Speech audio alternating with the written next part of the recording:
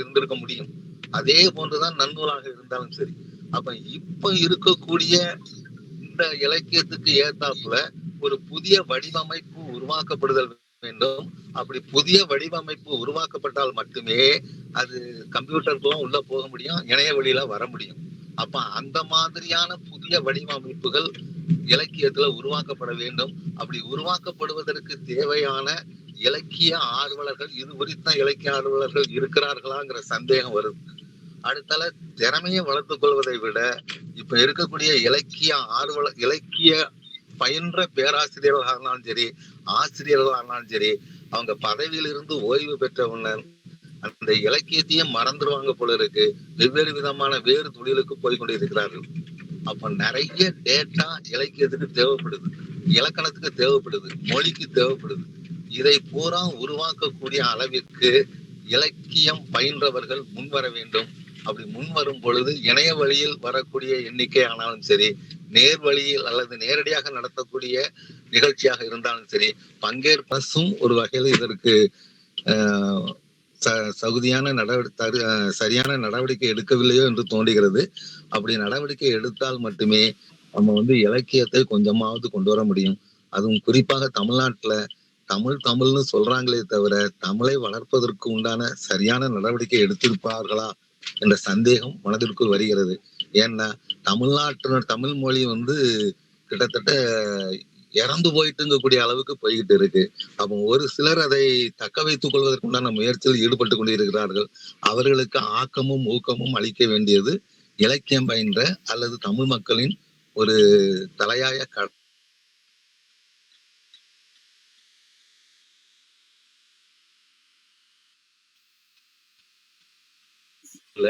நான் ஒரு அட்மினிஸ்ட்ரேஷன்ல இருக்கிறதுனால எனக்கு கிடைத்த ஒரு பாடமாக நான் இதை கூறுகிறேன். பல தகவல் பரிமாற்றங்களுக்காக இந்த அமர்வானது மேலும் சிவசு அவர்களிடம் ஒப்படைக்கப்படுகிறது. நன்றி. காணொளி நிகழ்விலே பங்கேற்க வந்திருக்கக்கூடிய உங்கள் அனைவருக்கும் முதலிலே வணக்கம். திருநெல்வேலி மாவட்டம் பாபநாசம் திருவள்ளுவர் கல்லூரியிலே முதல்வராகவும் இப்பொழுது நிர்வாக அதிகாரியாகவும் செயல்பட்டு கொண்டிருக்கக்கூடிய முனைவர் சுந்தரம் அவர்கள் பணியிலே இருக்கும் பொழுதானாலும் சரிதான், இப்பொழுதும் குறிப்பாக தமிழ் இலக்கியம் கற்கக்கூடியவர்கள், இலக்கியத்தை கற்பிக்கக்கூடியவர்கள் என்ன மாதிரியான ஒரு மனோநிலையிலே இருந்து கொண்டிருக்கிறார்கள் என்பதை ஒரு ஆதங்கத்தோடு தான் தினசரி ஒரு அரை மணி நேரமாவது அதை பற்றிய ஒரு கருத்துக்களை என்னோடு பரிமாறிக்கொண்டிருப்பார்கள். பொதுவாகவே இன்றைக்கு கோடி கணக்கில் இருக்கக்கூடிய மக்கள் தொகையிலே அது நேரடியாக நடத்தக்கூடிய நிகழ்வாக இருந்தாலும் சரிதான், அல்லது இந்த மாதிரி காணொளி காட்சியிலே வரக்கூடிய நிகழ்வாக இருந்தாலும் சரிதான், குறைந்தபட்சம் இவர்கள் என்ன சொல்கிறார்கள் என்பதை கேட்கக்கூடிய மனநிலை கூட இவர்களிடமிருந்து விலகி போய்விட்டதோ அப்படிங்கிற ஒரு குறைதான் நம்மோடு அவர்கள் அந்த கருத்தினை சொன்னார்கள். பொதுவாகவே இன்றைக்கு அது மேல்நிலை பள்ளியாக இருந்தாலும் சரிதான், அல்லது கல்லூரியாக இருந்தாலும் சரிதான், அது ஆங்கிலத்துறை அல்லது தமிழ்துறை சார்ந்திருக்கக்கூடிய பேராசிரியர்கள் இலக்கியத்தை வாசிக்கவும் இலக்கியத்தை பற்றி பேசவுமான ஒரு பயிற்சியை தம்மிடம் பயில வரக்கூடியவர்களுக்கு கற்றுக் கொடுத்து கொண்டிருக்கிறார்களா அப்படிங்கிற ஒரு சந்தேகம் எனக்கு இருக்கிறது. ஏனென்றால் தமிழ்துறை இப்பொழுது ரொம்ப அதில் வேலை பார்க்கக்கூடிய பேராசிரியர்கள் தங்களை மிகவும் எளிமைப்படுத்தி கொண்டு விட்டார்கள். இலக்கிய வரலாறை நான் பதவியிலே இருக்கிற பொழுது சொல்லிக் கொடுக்கக்கூடியதுல இன்றைக்கு போட்டித் தேர்வு நடத்துவார்கள் அல்லவா, மல்டிபிள் சாய்ஸ் MCQ அப்படிங்கிற முறையிலே நான் ஒவ்வொரு ஆண்டுக்கும் ஒரு 500 கேள்விகளை தயாரித்து இந்த ஒரு கேள்விக்குரிய பதிலை நீங்கள் சொல்லும் பொழுது அந்த பதிலை சுற்றி இருக்கக்கூடிய அனைத்து இலக்கிய செய்திகளையும் அந்த இலக்கியங்கள் வெளிப்படுத்தக்கூடிய காலம், இடம் இவற்றையும் நீங்கள் விடையை சொல்வதோடு கூடுதலாக சேர்த்து சொல்ல வேண்டும் என்று முதலாண்டு சொன்னேன். அப்பொழுதே சில பேராசிரியர்கள் என்ன சொன்னார்கள் என்று சொன்னால், இப்ப இதில் இருக்கக்கூடிய கேள்விகளை மட்டும் நீ படித்துக் கொண்டு அதற்கு உரிய விடையை நீ மனதிலே வாங்கிக்கொள் என்று சொல்லிவிட்டார்கள். முதலாண்டு அப்படி போய்விட்டது. அவர்கள் இலக்கிய வரலாறை மற்ற பிற இலக்கியங்களையும் அவர்கள் சொல்லிக் கொடுக்கவில்லை.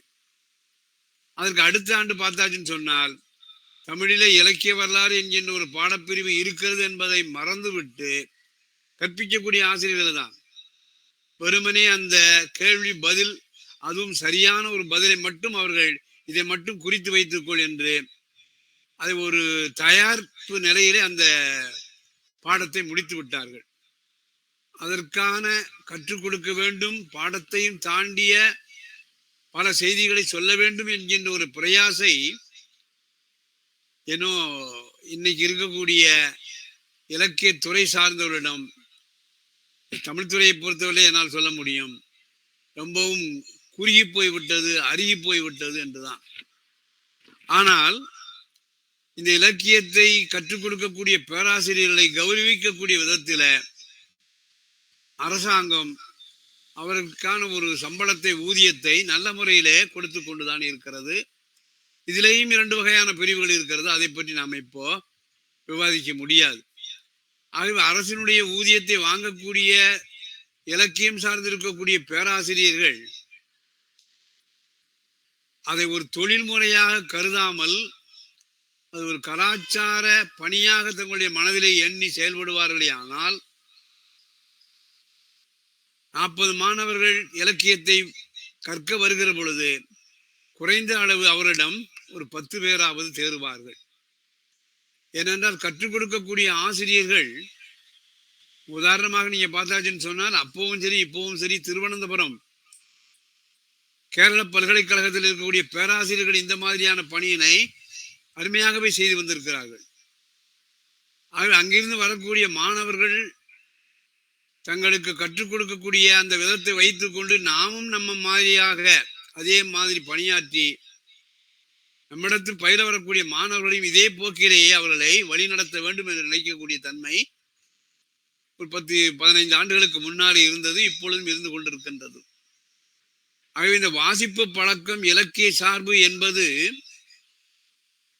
கல்வி புலம் சார்ந்த பயிலக்கூடிய மாணவரிடம் வர வேண்டும் என்று சொன்னால் கற்பிக்கக்கூடிய ஆசிரியர்களும் ஒரு முனைப்போடு செயல்பட வேண்டும். வெறுமனே ஏதோ நாம கொடுக்கக்கூடிய ஊதியத்திற்காக பணியாற்றுகிறோம் என்கின்ற நினைப்பை புறந்தள்ளி வைத்துவிட்டு நம்மால் ஒரு 10 பேர் ஒரு வகுப்பில குறைந்தபட்சம் வாசிப்பு பழக்கத்தை, அதுவும் கலைத்தரமான எழுத்துக்களை வாசிக்கக்கூடிய ஒரு தன்மையை அவருடைய உள்ளத்திலே ஏற்படுத்துவோமே ஆனால் இந்த மாதிரியான காணொளி நிகழ்ச்சிகள் அவர்கள் இயல்பாகவே கலந்து கொண்டு அதனால் பயன்பெற வருவார்கள். ஆகவே இந்த தடவை நிர்வாக அதிகாரியாக இருக்கக்கூடிய திருவள்ளுவர் கல்லூரியுடைய முனைவர் சுந்தரம் அவர்கள் சொன்ன கருத்து உண்மையிலேயே கல்வி புலத்திலே பணியாற்றக்கூடிய எல்லோருமே நாம கவனத்தில் கொள்ள வேண்டியதுதான். ஏனென்றால் நாம தமிழ் மொழி கலாச்சாரம் என்று சொல்லக்கூடியதனுடைய வெளிப்படுத்தும் ஒரு சக்தியாக கல்வி புலத்தில் இருக்கக்கூடிய தமிழ் பேராசிரியர்கள் இருக்கிற காரணத்தினாலே தங்களுக்குரிய முக்கியமான ஒரு இன்றியமையாத கடமையாக அதை நினைத்து கொண்டு எவ்வளவோ பணிகள் இருந்தாலும் கூட தானும் வாசித்து மாணவர்களையும் வாசிக்க வைத்து அவர்களை ஒரு உயிர்ப்புள்ள ஜீவிகளாக, உயிர்களாக மாற்ற வேண்டும் அப்படிங்கிற ஒரு என்ன சொல்றது, ஒரு மனதிலே தோன்றிய எண்ணம் தான் அவருடைய எண்ணமாக நமக்கு வெளிப்பட்டது. ஆகவே நாம என்ன செய்யலாம்னு சொன்னா, இந்த மாதிரி கல்வி புலத்திலே கற்பிக்கக்கூடிய பேராசிரியர் பெருமக்கள் தம்மிடம் பயில வரக்கூடிய மாணவரிடம் வாசிப்பு பழக்கத்தையும் அதுவும் கலாபூர்வமாக எப்படி வாசிப்பது என்கின்ற ஒரு தன்மையையும் நாம நம்முடைய முக்கியமான பணிகளை ஒன்றாக கருதி செயல்படுவோம் என்று சொல்லி, இனிமேல் இதற்கு அடிப்படையாக இருக்கக்கூடிய பாடத்திட்டங்களை பற்றி நாம அடுத்து வரக்கூடிய கருத்தரங்கிலே, அடுத்த வாரம் வரக்கூடிய நிகழ்ச்சியிலே இந்த பாடத்திட்டங்கள் இலக்கியத்தை பொறுத்தவரையில புதிய தற்கால இலக்கியத்திற்கோ அல்லது தற்கால இலக்கிய விமர்சனத்திற்கோ எவ்வாறு அவர்கள் அமைத்துக் கொண்டிருக்கிறார்கள், அது வெறும் தியரிட்டிக்கலாக இருக்கிறதை ஒழிய பிராக்டிக்கலாக எந்த அளவிற்கு இருக்கிறது என்பதையும் நாம் அடுத்த வாரம் விவாதிக்கலாம் என்று சொல்லி, அவர்கள் அவருடைய கருத்தை சொன்னமைக்காக நான் உண்மையிலேயே அது ஒரு விவாத பொருளாக ஆக்க வேண்டும் என்பதற்காகத்தான் அவர்கள் சொன்னார்கள் என்று நான் நினைக்கின்றேன். இது நம்ம எல்லாருமே கவனத்திலே கொள்ள வேண்டிய ஒரு விஷயம்தான். இப்ப நாம இன்றைக்கு இருக்கக்கூடிய கள்ளச்சில் ஒரு கடிதம் என்று சொல்லக்கூடிய இந்த சிறுகதை பிரதிக்கு வருவோம். எப்பொழுதுமே தமிழவனுடைய விமர்சனமாக இருந்தாலும் சரிதான், அல்லது படைப்பு இலக்கியமாக இருந்தாலும் சரிதான், ஆரம்பத்தில் இருக்கக்கூடிய எதிரினை அப்படிங்கிறத முதலிலே அவர்கள் ஏற்றுக்கொண்டு அதை செயல்முறைப்படுத்தினாலும் பின்னால பார்க்கிற போது அந்த எதிரணையை முழுவதுமாக அதை ஏற்று நடைமுறைப்படுத்தவில்லை என்றுதான் நாம் சொல்லணும். இப்ப இதற்கு உதாரணமா நாம வாழ்க்கையில பார்த்தாச்சுன்னு சொன்னா, போக்குவரத்திலே சிவப்பு விளக்கு பச்சை விளக்கு ஒளி என்பது இருக்கும். சிவப்பு விளக்கினுடைய அதை பார்த்த உடனே நாம் நிற்க வேண்டும், பயணத்தை அந்த இடத்தில் நிறுத்த வேண்டும். மறுபடியும் பச்சை தோன்றுகிற போது நம்முடைய பயணத்தை மேற்கொள்ளலாம் என்கின்ற ஒரு குறியை சொல்லக்கூடிய ஒன்றாக இருந்தாலும், ஊழில் இருக்கக்கூடியது மஞ்சள் என்று சொல்லக்கூடிய ஒரு ஒளி நிறம். ஆகவே அந்த மஞ்சள் என்று சொல்லக்கூடிய ஒளி நிறம் நிறுத்துவதற்கு முன்பாகவும் அல்லது புறப்படுவதற்கு முன்பாகவும் இருக்கக்கூடிய ஒரு இணைப்பாக விளங்குவதைப் போலத்தான் எல்லாவற்றையுமே எதிரணையாக பார்ப்பதோடு நின்று விடாமல் அதற்கு இடையிலே இருக்கக்கூடிய ஒன்றையும் நாம எடுத்துக்கொள்ள வேண்டும். உதாரணமா நீங்க பார்த்தாச்சுன்னு சொன்னா, தமிழ்நாட்டில் இருக்கக்கூடிய ஒரு பரவலான எதிரணை என்னவாக இருந்ததுன்னு சொன்னால், வடமொழி தமிழ் அப்படிங்கிற ஒரு எதிரணை இருந்தது. வடமொழி தமிழ் அப்படிங்கிற எதிரணையை மட்டும் வைத்துக் கொண்டோ அல்லது யதார்த்தம் முழுவதுமாக கற்பனாவாதம் என்கின்ற எதிரணையை மட்டும் வைத்துக் கொண்டோ அல்லது பொது உடைமை முதலாளித்துவம் அப்படிங்கிற எதிரணையை மட்டும் வைத்துக் கொண்டோ முழுவதும் முற்ற முழுக்க ஒரு எதிரணையாக அமைத்து விடாமல் ஒன்றிலிருந்து ஒன்று ஊடுருவி பாயக்கூடிய தன்மையையும் நாம கவனத்தில் கொள்ள வேண்டும் என்பதுதான் அவருடைய படைப்பாக இருந்தாலும் சரிதான், அல்லது இலக்கிய விமர்சன கட்டுரைகளாக இருந்தாலும் சரிதான், பொதுவாக படிக்கிற பொழுது என்னுடைய உள்ளத்திலே தோன்றிய ஒரு கருத்து தான். ஆக அந்த பின்புலத்திலே தான் கள்ளச்சில் ஒரு கடிதம் அப்படிங்கிறதுல பழைய மரபு சின்னங்களை பார்க்கக்கூடிய மனோநிலையிலே பயணிக்கக்கூடிய பயணிகளை இந்த கதையானது நமக்கு புலப்படுத்துகிறது.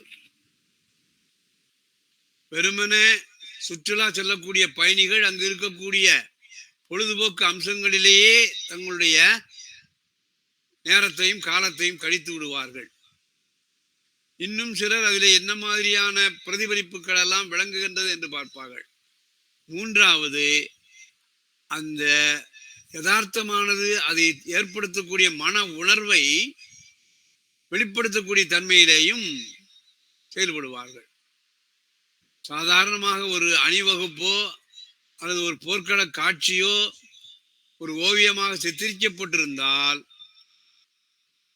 அந்த சித்திரத்தினுடைய அந்த சித்திரக்காரனுடைய ஒரு திறமையை நாம பார்ப்பது மட்டுமல்லாமல் அந்த சித்திரம் வரையப்பட்டதன் மூலமாக அது சொல்லப்படாத ஒரு செய்தி ஒன்றை நமக்கு சொல்கிறது என்னவாக இருக்கலாம் என்று பல கோணங்களிலே ஆராய்ந்து பார்க்கக்கூடிய தன்மையும் சில பயணிகள் மேற்கொள்வார்கள். அப்படிப்பட்ட ஒரு தன்மைதான் இந்த கதையில ஒரு மைசூரில் இருக்கக்கூடிய ஒரு பழைய மாளிகையை பார்க்கக்கூடிய இருவேறு மனோநிலையில் இருக்கக்கூடிய சுற்றுலா பயணிகளை பற்றிய ஒரு விவரம் இருக்கின்றது. ஒருவர் ஆடம்பரமான ஓட்டலிலே தங்கிவிட்டு அவருடைய அறிவுரைப்படி இந்த மாளிகையை காண வருகிறார். அவர் தனியனாகத்தான் வருகிறார். இன்னொரு பிரிவினர் குழுவாகவே வேறொரு வடமாநிலத்திலே இருந்து இந்த மாளிகையை சுற்றி பார்க்க வருகிறார்கள். இதுல இவர் பார்க்கக்கூடிய சில அம்சங்கள், அவர்கள் கண்டு சிரிக்கக்கூடிய அம்சங்கள் மிக நுட்பமான ஒரு விவரணையை பெற்றிருக்கின்றது. அப்ப இந்த கதையை நாம பயணிகள், சுற்றுலா செல்லக்கூடிய பயணிகள் என்று அந்த ஒரு சித்திரத்தை மட்டும், அந்த ஓவியத்தை மட்டும் என்னுடைய மனதுக்கு கொண்டு வராம, வேறு மாநிலத்திலிருந்து வரக்கூடிய சுற்றுலா பயணிகள் பொழுதுபோக்கு அம்சங்களை எப்படி ரசிக்கிறார்களோ அதே மாதிரி இன்றைக்கு தமிழ் இலக்கிய வாசகர்கள் பொழுதுபோக்கு அம்சங்கள் நிறைந்திருக்கக்கூடிய இலக்கிய பிரதிகள் மேல் அவர்கள் வாசிப்பு கவனமானது இருக்கிறது. ஆனால் அதே சமயத்தில் ஒரு தீவிரமான மனோநிலை கொண்டிருக்கக்கூடிய, இந்த கதை சொல்லி வர்ணிக்கக்கூடிய அந்த முதல் சுற்றுலா பயணியை போல தீவிரமான இலக்கியங்களை வாசித்து உட்கிரகித்து அதனுடைய புலப்படுத்தம் என்ன என்பதை எல்லாம் சொல்லக்கூடிய வாசிப்பு நிலையினரையும் இந்த கதையானது எனக்கு வேறொரு பிரதியாக உற்பத்தி செய்து வருகிறது.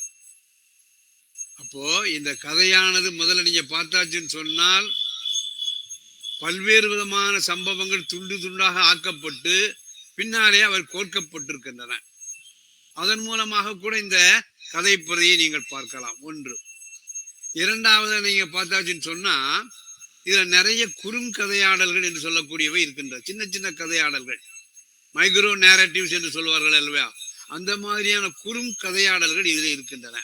இந்த குறுங்கதையாடல்கள் எந்த ஒரு காலகட்டத்திய வெளிப்பாட்டு பாணி என்பதை அறிந்து வைத்து அதன் மூலமாகவும் இந்த கதையை அணுகுவதற்கு வழி இருக்கின்றது.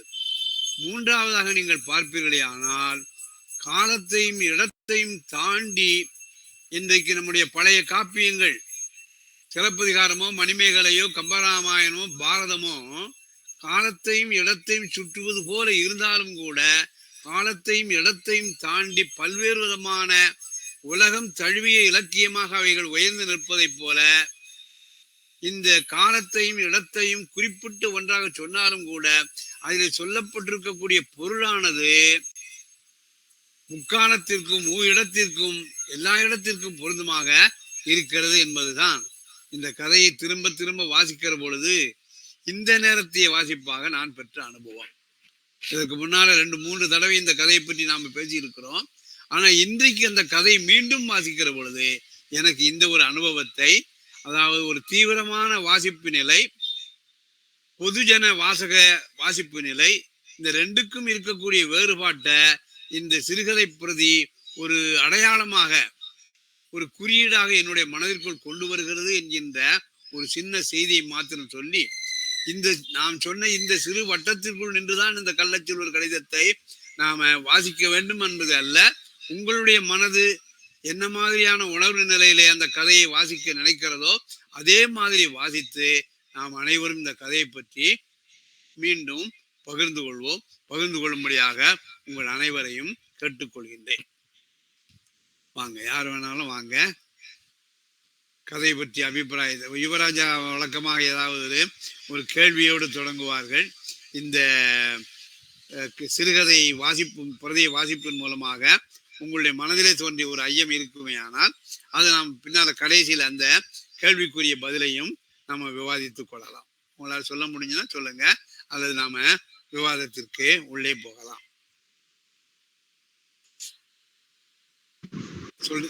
சொல்லுங்க. வணக்கம்.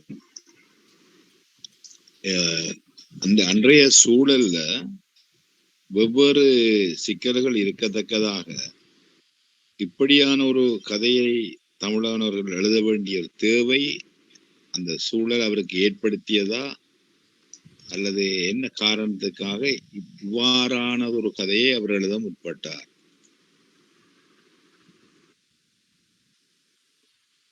படைப்பாளியினுடைய சூழல் அப்படிங்கிறது.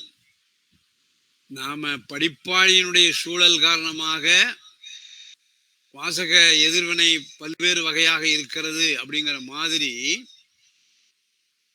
படைப்பாளியினுடைய ஒரு சூழல் அந்த பிரதியில இருக்கக்கூடிய எழுதுதல் அப்படின்னு சொல்லக்கூடிய ஒன்றின் மூலமாக எவ்வாறு அந்த சூழல் வெளிப்பட்டிருக்கிறது என்பதை யுவராஜா அவர்கள் அறிய உட்படுகிறார். அதை நாம் பின்னாலே விவாதிப்போம். இப்போ கந்தசாமி அவர்கள் இப்பொழுது நமக்கு வந்து கொண்டிருக்கிறார்கள். அவர்கள் தன்னுடைய கருத்தை சொல்ல நான் கேட்டுக்கொள்கிறேன். அனைவருக்கும் வணக்கம். ஒரு சிறுகதையாகவும் இல்லாம ஒரு நினைவு குறிப்பாகவும் இல்லாம அல்லது ஒரு ஒரு நினைவு குறிப்ப ஒரு சிறுகதையினுடைய வடிவத்துல கொடுக்கப்பட்டிருக்கிற அந்த கள்ளச்சில் ஒரு கடிதம்ன்றத வந்து இப்பதான் நான் வாசிக்கிறேன். இது பல்வேறு வகையான சிந்தனைகளை வந்து கிளப்புறதா இருக்கு. இதுல ஒரு குறிப்பு எடுத்த எடுப்புலயே ஒரு குறிப்பு இருக்கு. இந்த மைசூர் அரண்மனைக்கு போன உடனே வந்து என்னுடைய முதுமை காரணமாக என்னுடைய நினைவுகள் நினைவு ஒரு இதுவா இருக்கு அப்படின்ட்டு அதை வந்து முன்வைக்கிறார். அதாவது ஒரு மனிதர் ஒரு பழங்கால அரண்மனைக்குள்ளார போகும் பொழுது அவருடைய அந்த அந்த அதை உள்வாங்குகின்ற அந்த புலன்களுடைய அறிவு பத்தின ஒரு கருத்து வந்து அவருக்கு உருவாகுது. அது வந்து தன்னுடைய முதுமை, அதனால் ஏற்படுகின்ற மறதி அப்படின்றது. இங்க பொதுவா முதுமையையும் மறதியையும் வந்து என்ன சொல்லுவாங்க அப்படின்னா, ஒரு ஒரு நோய் தன்மை கொண்டது அல்லது வந்து மனிதனுடைய ஆற்றல் வந்து வீழ்ந்து கொண்டிருக்கிறது அப்படின்ற ஒரு இதுலதான் சொல்லுவாங்க. முதுமையை அப்படிதான் சொல்லுவாங்க. அதே மாதிரி நினைவு தப்புதல், மறதியையும் வந்து அப்படிதான் சொல்லுவாங்க. அதாவது ஒரு மைனஸ் பாயிண்டா மாறுறது, மனித ஆற்றலுடைய மைனஸ் பாயிண்டா மாறுறது அப்படின்றது. அதை வந்து அவர் அங்க வைக்கிறாரு. அதையா அங்க அவர் வச்சாரு அப்படின்ற மாதிரி அந்த கதைக்குள்ளார அது ஏன் இடம்பெறுது அப்படின்றது வந்து ஒரு கேள்வியா இருந்தது. அதுக்கு பின்னாடி வந்து வாசிக்க அதுக்கு ஒரு விடை கிடைக்கிறது நான் பார்த்தேன். அதாவது இந்த மாதிரி ஒரு புராதனமான இடத்துக்குள்ளார போகும் பொழுது நமக்குள்ளார உருவாகின்ற ஒரு இதுவரைக்கும் அனுபவித்திராத வந்து ஒரு புராதன உணர்வு நமக்குள்ளார தோன்றதை நம்ம பார்க்க முடியுது. நான் செஞ்சி கோட்டைக்கு போயிருக்கும் பொழுது வந்து இப்போ அந்த இதுதான் கோட்டைக்கு போற வந்து பிரதான வாசல், இங்கதான் வந்து குதிரை வீரர்கள் வந்து போவாங்க அப்படின்னும் போது அந்த குதிரையினுடைய புலம்படி சத்தத்தை வந்து கேட்க முடிஞ்சது. அது கேக்குது. அப்படியா ஒரு நுட்பமான உணர்வு கொண்டவர்கள் வந்து பழைய காலத்திற்குள் சென்று விடுவார்கள். இது நமக்கு கொஞ்சம் பரிச்சயமான விஷயம்தான். ஆனா இத வந்து எப்படி அவர் டிரைவ் பண்றாரு, அதை விளக்குற அந்த இடத்துக்குள்ளார இருந்து நம்ம பார்க்கும் பொழுது வந்து அது வேற ஒரு தளத்துக்கு, ஐயா சொன்ன மாதிரி, சிவசு ஐயா சொன்ன மாதிரி வேற ஒரு தளத்துக்கு, குறியீட்டு தளங்களுக்கு நம்மள கூட்டிட்டு போறதை நம்ம பார்க்க முடிஞ்சது. அதாவது வந்து நினைவு தப்புதல் அப்படின்றத வந்து இந்த இடத்துல, முதுமை என்றத இந்த இடத்துல வந்து ஒரு பாசிட்டிவான ஒரு இதுவா கொடுக்குறாங்க. இதுவரைக்கும் வரலாற்று மூலமாக அல்லது வரலாறுகள் நம் மீது நிகழ்த்தியுள்ள மொழியாடல்கள் மூலமாக நாம் பொய்யான உடலை வந்து உருவாக்கி கொண்டே வந்திருக்கிறோம். இந்த நிகழ்காலத்துல இருக்கிற உடல் வந்து இதுவரைக்குமான வரலாறுகள் குறித்த மொழிதல்கள் அல்லது இலக்கியங்களின் மூலமாக அல்லது பல்வேறு வியாக்கியானங்கள் மூலமாக கட்டப்பட்ட பொய்களால் நிறைந்தது. அதுதான் அந்த தாயுமானவர் பாடல் அடிய வச்சு அவர் விளக்குகின்ற இடமா இருக்குது. இந்த பொய்கள் என்ன பண்ணுது அப்படின்னா, இதை வேற ஒரு வாசிப்பா நான் வாசிச்சு பார்த்தா, இந்த பொய்கள் வந்து நம்மை வந்து நம்முடைய அடையாளம் பற்றிய ஒரு நான் யார், என்னுடைய அடையாளம் என்ன, நான் வந்து என்னத்தை விட்டுட்டு போக போறேன், எனக்கான இருப்பு என்ன, நான் என்னுடைய இருப்பு வந்து கேள்விக்குறியானா நான் எப்படி வந்து வசிக்க முடியும், இப்படியான ஒரு சுய பிம்பம் சார்ந்த விஷயங்கள் இருக்கு இல்லையா. இந்த சுய பிம்பங்கள் சார்ந்த விஷயத்தை தான் வந்து இந்த பொய்யான உடல் அப்படின்ற அந்த குறியீடு வந்து காட்டுறதா நான் கருதுறேன். அதுக்கு வந்து வலிமையும் ஆற்றலும் எனக்குள்ளார இருந்துகிட்டே இருக்கணும், நிகழ்காலத்தை வந்து எதிர்கொள்ற சக்தி அப்படின்ற மாதிரியான ஒரு ஒரு இடத்துக்குள்ள இருந்துதான் இங்க மனிதர்கள் எல்லாருமே இயங்கிட்டு இருக்கிறாங்க. அதே மாதிரி வந்து அறிவாளிகள் கூட இதுக்குள்ளாரதான் விழுந்து கிடக்குறாங்க. அறிவாளிகளாக நாம பார்த்துக்கிட்டு வந்தவங்க கூட இதுக்குள்ளதான் விழுந்து கிடக்குறாங்க. பார் மீது நான் சாகாது இருப்பேன் காணீர் அப்படி கண்டீர் அப்படின்ட்டு பாரதியார் கூட வந்து அந்த சுய அடையாளத்துக்குள்ளார வந்து பல முறை வந்து தவறி விழுறத நாம பார்க்கணும். மிகப்பெரிய மிக அசாத்தியமான கவிஞராக இருந்த கூட வந்து அவர் ஒரு சுய அடையாளத்துக்குள்ளார விழறத பார்க்கிறோம். அப்போ இந்த சுய அடையாளம் என்பது வந்து வரலாறுகள் கட்டிய பொய்களால் அது மூச்சு திணற வைக்கின்ற, அது அறிவை திணற வைக்கின்ற அடைப்புகளால் ஆனது. அப்போ நமக்கு ஒரு மறதி தேவைப்படுகிறது. நமக்கு வந்து முதுமை சார்ந்த, அதாவது முதுமையை முன்வைத்த ஒரு பக்குவம் தேவைப்படுகிறது. அப்படிங்கிறதான் வந்து அந்த மறதியும் முதுமையையும் மறதியும் முதுமை அப்படின்ற விஷயமும் நமக்கு, அதாவது வந்து தன்னிலிருந்து விடுபடுதல், தன்னுடைய காலத்திலிருந்து விடுபடுதல், தன்னுடைய இடம் சார்ந்த அடையாளங்கள், அதாவது இடமும் காலமும் சமகாலமும் தந்து கொண்டிருக்கின்ற அடையாளங்களிலிருந்து விடுபடும் பொழுது, அதாவது ஒவ்வொன்றாக உதிரும் பொழுது வந்து நாம ஒன்றுமில்லாதவர்களாக இருப்போம். ஒன்றுமில்லாதவர்களாக இருக்கின்ற இடத்துலதான் வந்து புராதனம் நமக்குள் நுழைகிறது. ஒன்றுமில்லாதவர்களாக இருக்கும் பொழுதுதான் வந்து பொய்கள் வந்து நம்மை விட்டு விலகுகின்றன. ஒன்றுமில்லாதவர்களாக இருக்கும் பொழுதுதான் நம்மை குறித்த அடையாளம் நம்மிலிருந்து வந்து, நம்மை குறித்த அடையாளம் பற்றிய பதற்றத்திலிருந்து நாம் வெளியில வரோம். அப்படியான ஒரு ஒரு ஒரு வாசிப்பு கொடுக்குது. அந்த வகையில வந்து இந்த முழு கதையும் எனக்கு சொல்கின்ற மிக முக்கியமான ஒரு செய்தி என்ன அப்படின்னா வந்து, அறிவார்ந்த தளத்திற்குள் பயணமாதலில் கிடைக்கின்ற துறவு மனோபாவம். இந்த துறவு மனோபாவம்ன்றது வந்து ரொம்ப ரொம்ப அவசியமானது அப்படின்னு கருதுறேன். தமிழவன் அவர்கள் இதுவரைக்குமா பல பாதைகள், பல சூத்திரங்களை நமக்கு வகுத்து கொடுத்துக்கிட்டே இருக்கிறார். அதாவது வந்து எதையும் விலகி நின்று பாருங்கள், தள்ளி வைத்து பாருங்கள் அப்படின்னு சொல்றாங்க. அப்படி தள்ளி வைத்து பாருங்கள் சொல்றது எப்படி மிக முக்கியமான ஒரு வாழ்முறையாகவோ, அதாவது ஒரு அறிவார்ந்த வாழ்முறையாக இருக்கோ, அது மாதிரி வந்து அடைப்புகளில் இருந்து வெளிவர்றதுக்கு வந்து காலம் இடம் பற்றிய பிரஞையிலிருந்து மேல வாங்க, அதாவது பிரஞையே இழத்தல் இல்ல, அதை தாண்டி வெளியில போங்க. இத வந்து சித்தர்கள் ஒரு மாதிரியாக சொல்றாங்க. அதாவது துரியம் கடந்த துரியாதீதம் அப்படின்லாம் அவங்களுடைய பாதையில சொல்லிக்கிட்டு இருக்கிறாங்க. எனக்கு அந்த மாதிரி ஒரு ஒரு மிஸ்டீசமான ஒரு விஷயத்துல இந்த மாதிரி விஷயங்கள் வரும்போது என்னால வந்து அந்த பகுதியில இருந்து கடந்து வெளியில வர முடியாது. இது ஏதோ ஒரு ஆழமான விஷயத்த சொல்லுது அப்படின்ற மாதிரி எனக்கு தோணும். அதை வந்து நான் இங்கே கனெக்ட் பண்ணும்போது, இந்த இடத்துல கனெக்ட் பண்ணும்போது ஒரு வகையான அறிவார்ந்த துறவு நிலையை வந்து தமிழவன் இந்த மாதிரியான உரையாடல்கள் மூலமாக வந்து வலியுறுத்துறாரோ அப்படின்னு எனக்கு தோணுது. அவருடைய சொந்த வாழ்க்கையில அவரு அதாவது அவரு இயல் வாழ்க்கை வந்து அவர் நடந்துக்கிற விதங்கள்லாம் கூட வந்து அந்த துறவைத்தான் நமக்கு வந்து சொல்லுதோ அப்படின்னு தோணுது. அந்த துறவு என்ன பண்ணுது அப்படின்னாக்கா வந்து உணர்வு நிலையை கண்காணிக்க சொல்லுது. நம்முடைய உணர்வு நிலையை வந்து ரொம்ப வெளியில இருந்து, அதாவது எந்த விதமான அடைப்பும் இல்லாம, வரலாறுகளினுடைய பொய்கள் இல்லாம, நம்முடைய ஆழ் மனத்தினுடைய புராதனத்திலிருந்து வந்து இதை பார்க்க முடியும். பார்த்தாக்கா வந்து கிடைக்கின்ற காட்சிகள் அல்லது வந்து தெளிவுகள் அல்லது குழப்பங்கள், இது எல்லாமே ஒரு புதிய ஒரு காலத்தை உருவாக்கும், புதிய ஒரு இடச்சூழலை உருவாக்கும் அப்படின்ற ஒரு செய்தியை வந்து இந்த குறிப்பான இந்த கள்ளச்சில் ஒரு கடிதம் என்ற இந்த சிறுகதை வந்து நமக்கு உணர்த்துறதா இருக்கு. அப்போ இது என்னன்னா, நான் வந்து ஒரு இன்னொரு படி தாண்டி வந்து சொல்ல போனாக்கா வந்து இந்த இயல் உலக வாழ்க்கையை எதிர்கொள்றதுக்கும் நாம உற்சாகமாக இருக்கிறதுக்கும், அது வந்து மானாங்கானியான உற்சாகம் இல்ல, ஒரு மூர்க்கமான கோபமோ, மூர்க்கமான உற்சாகமோ, மூர்க்கமான உணர்ச்சி பிரவாகமோ, கண்ணு மண்ணு தெரியாத வந்து தன்னடையாளம் குறித்த சிக்கல்களோ இல்லாம வந்து ஒரு ஒரு ஒரு அலாதியான, அதாவது இயற்கையோடு கலந்து விட்ட ஒரு உற்சாக மனநிலைக்கு நோக்கி இந்த கதை வந்து என்னை வந்து இழுக்கிறது. அதே மாதிரி வந்து அதுல ஒரு நிதானத்தை வந்து அது கோருகிறது, ஒரு நிதானமான மனநிலை.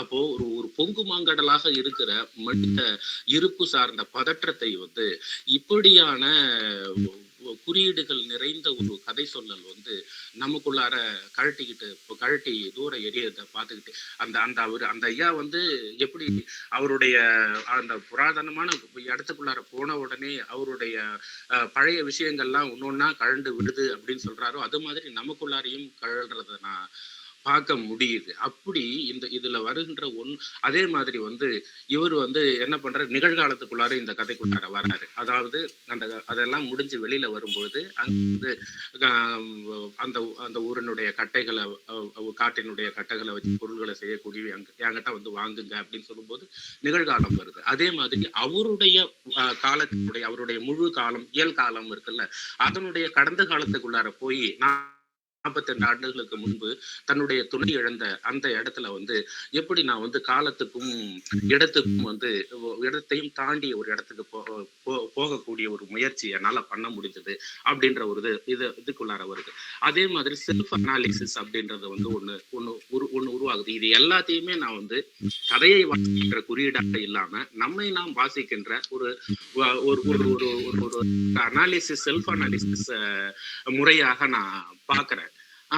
அது அப்போ நமக்குள்ளார இருக்கிற பலங்கள் என்ன நமக்குள்ளார இருக்கிற பிரத்யேகமான தன்மைகள் என்ன அப்படின்றத உணர்றது இது ஒரு படைப்பாளிக்கு ரொம்ப ரொம்ப அவசியமான ஒரு விஷயம். அதே மாதிரி வந்து தனிப்பட்ட வகையில ஒருத்தவங்க வாழறதுக்கு ரொம்ப ரொம்ப முக்கியமான ஒரு விஷயம். அந்த மாதிரியா அப்போ அவர் நிகழ்கால தன்னுடைய இயல் வாழ்க்கையினுடைய வரலாறுகளுக்குள்ளாரையும் போறாரு. அதே நேரத்துல வந்து இடையீடுபடுகின்ற இந்த வடநாட்டு சுற்றுலா பயணிகள் அப்படின்ற அந்த இடத்துக்குள்ளாரையும் ஒருவரால போக முடியுது. இயல் காலத்துக்குள்ளாரையும் அவர் பயணிக்க முடியுது. அப்போ அதுல வந்து அங்க வந்து நம்மை அறியாமல் கண்காணிப்பு ஒண்ணு நடந்துகிட்டே இருக்கு. அதே நேரத்துல வந்து தொல்காலத்துக்குள்ளாரையும் பயணமாக முடியுது. அப்போ காலம்ன்றது வந்து இதுவரைக்கும் நமக்கு சொல்லப்பட்ட வடிவத்திலிருந்து மாறி வேறு ஒன்றாக வேறு ஒரு புதிய வடிவமாக மாறுகிறது. இப்படியான ஒரு ஆளுமையை நமக்குள்ளார வளர்த்துக்கும் போது நாம பேசுகின்ற நாம செய்கின்ற நாம எழுதுகின்ற ஒவ்வொன்றுமே வந்து காலத்தையும் இடத்தையும் கடந்த அல்லது புதிய காலத்தை இடத்தை உருவாக்குகின்ற ஒரு படைப்பாளியை நமக்குள் உருவாக்கும் அப்படின்ற ஒரு விஷயத்தை நான் வந்து இந்த கதை மூலமா புரிஞ்சுக்கிறேங்க ஐயா. நன்றிங்க ஐயா. பேராசிரியர் கந்தசாமி அவர்கள் இந்த கதை வாசித்ததன் மூலமாக தன்னையே தான் வாசிக்கக்கூடிய ஒரு இயல்பையும் ஒரு தன்மையையும் இந்த கதை தனக்குள் ஏற்படுத்தி இதை சொன்னார்கள். உண்மையிலேயே காலத்தையும் இடத்தையும் குறிப்பிட்டு சொன்னாலும் கூட அதில் சொல்லப்பட்டிருக்கக்கூடிய விஷயமானது அது எல்லா இடத்திற்கும் எல்லா காலத்திற்கும் ஏற்புடைய ஒன்றாக மாறக்கூடிய ஒரு தன்மை. அதுதான் நம்ம என்ன சொல்றோம்னு சொன்னால் இந்த கெமிக்கல் சேஞ்ச் என்று சொல்வார்கள். பிசிக்கல் சேஞ்ச் அப்படிங்கிற மாதிரி கெமிக்கல் சேஞ்ச் என்பது வாசிக்கக்கூடியவனுடைய உள்ளத்துல இது இந்த காலத்திற்குரியது இந்த இடத்திற்குரியது என்கின்ற தன்மையை விட்டுட்டு ஒரு பொதுத்தன்மைக்கு கொண்டு போகக்கூடிய ஒன்றை இந்த கதை வாசிப்பின் மூலமாக தன்னை வாசித்த ஒன்றை அவர் உண்மையிலே சொன்னாங்க. இதுல பார்த்தாச்சுன்னு சொன்னா அரசர்கள் போரிடக்கூடிய காட்சி, அரசனும் அரசியும் சேர்ந்திருக்கக்கூடிய கர்ப்பக்கிரக அறை, அது கருடர்கள் இருக்கக்கூடிய தன்மை, இதெல்லாம் வந்து அரண்மனை மாளிகை சார்ந்திருக்கக்கூடிய ஒரு பெருங்கதையாடலை கதை சொல்லி எழுதி கொண்டு போனாலும் கூட அதே சமயத்தில் நீங்க பார்த்தாச்சுன்னு சொன்னால் ஒரு பச்சை கிளியை வைத்துக் கொண்டு கிளி ஜோசியம் பார்க்கக்கூடிய ஒரு பெண்ணுடைய ஓவியத்தையும் அதில் நமக்கு கொண்டு வர்றார். அதே மாதிரி ஒரு புழுதி படிந்திருக்கக்கூடிய படிகளை பற்றி எல்லாம் நமக்கு சொல்றார். நீங்க பார்த்தாச்சுன்னு சொன்னா அந்த காலம் வெயிலும் மழையுமாக இருக்கக்கூடியதை சொல்லும் போது அந்த முதல் பத்தியிலே சொல்லுவாரு, இது ஒரு கோமாடியினுடைய கிழிந்து போன சட்டையினுடைய அலங்கோலம் மாதிரியாக இருக்கிறது.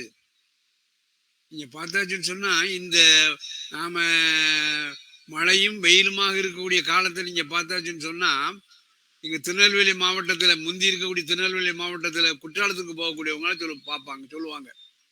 அதாவது அந்த சீசன் நேரம் என்று சொல்லுவார்கள் இல்லையா, அதுல நீங்க பார்த்தாச்சுன்னா திடீரென்று ஒரு மழை பெய்யும், அப்புறம் மழை தூறிக்கிட்டே இருக்கும், வெயில் வந்துடும். அற்புதமான ஒண்ணு.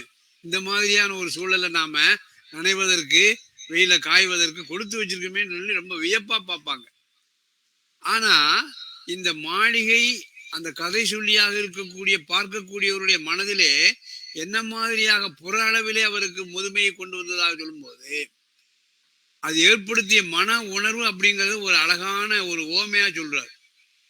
கோமாளியினுடைய கிழிந்து போன சட்டை அது தோற்றுவிக்கக்கூடிய அலங்கோலம் என்று இயற்கையாக அல்லது அனுபவிக்கக்கூடிய காட்சிகள் சாதாரண மனுஷன் ஏற்படுத்தக்கூடிய உணர்வுகள் இருந்து இவருடைய உணர்வானது அந்த பழமையை போற்றுதல் அப்படிங்கிற ஒன்று மட்டுமே எப்படி ஏற்படுத்தியது அப்படிங்கிறத அந்த சொல்லக்கூடிய ஓமையானது என்னுடைய உள்ளத்திற்கு வேறொரு இயல்புக்கு கொண்டு போச்சு.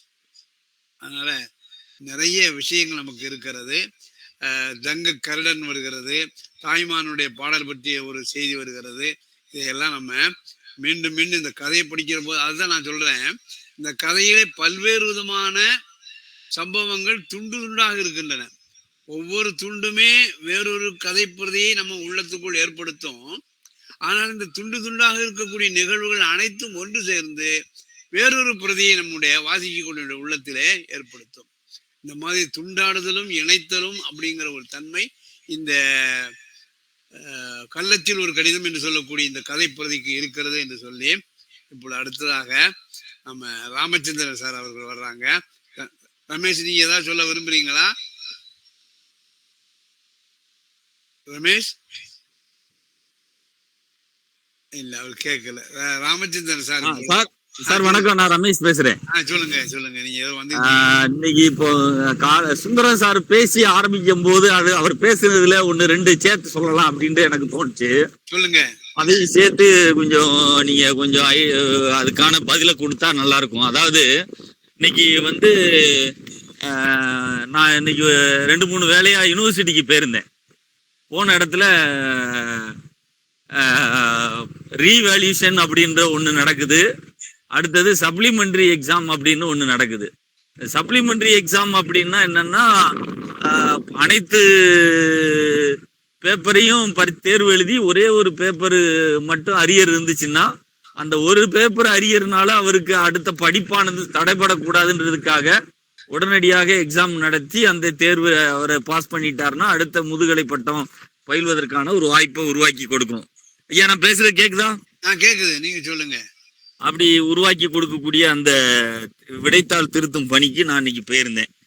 போன இடத்துல அதாவது மாணவர்கள் வந்து ஒரு பேப்பர் தான் ஃபெயிலு, அப்ப இவர் பாஸ் பண்ணுன்னா நீ அவங்க சொல்லும் போதே எங்களுக்கு சொல்றாங்க, நீங்க வந்து மேக்சிமம் அந்த மாணவருக்கு ஃபேவரா இருங்க, அவர் ஒரு பேப்பர் மட்டும்தான் ஃபெயில் ஆயிருக்கிறாரு, நீங்க அடுத்து அதனால ஒரு வருடம் அவருக்கு வம்பாயிடக்கூடாது அப்படின்னு சொல்றாங்க.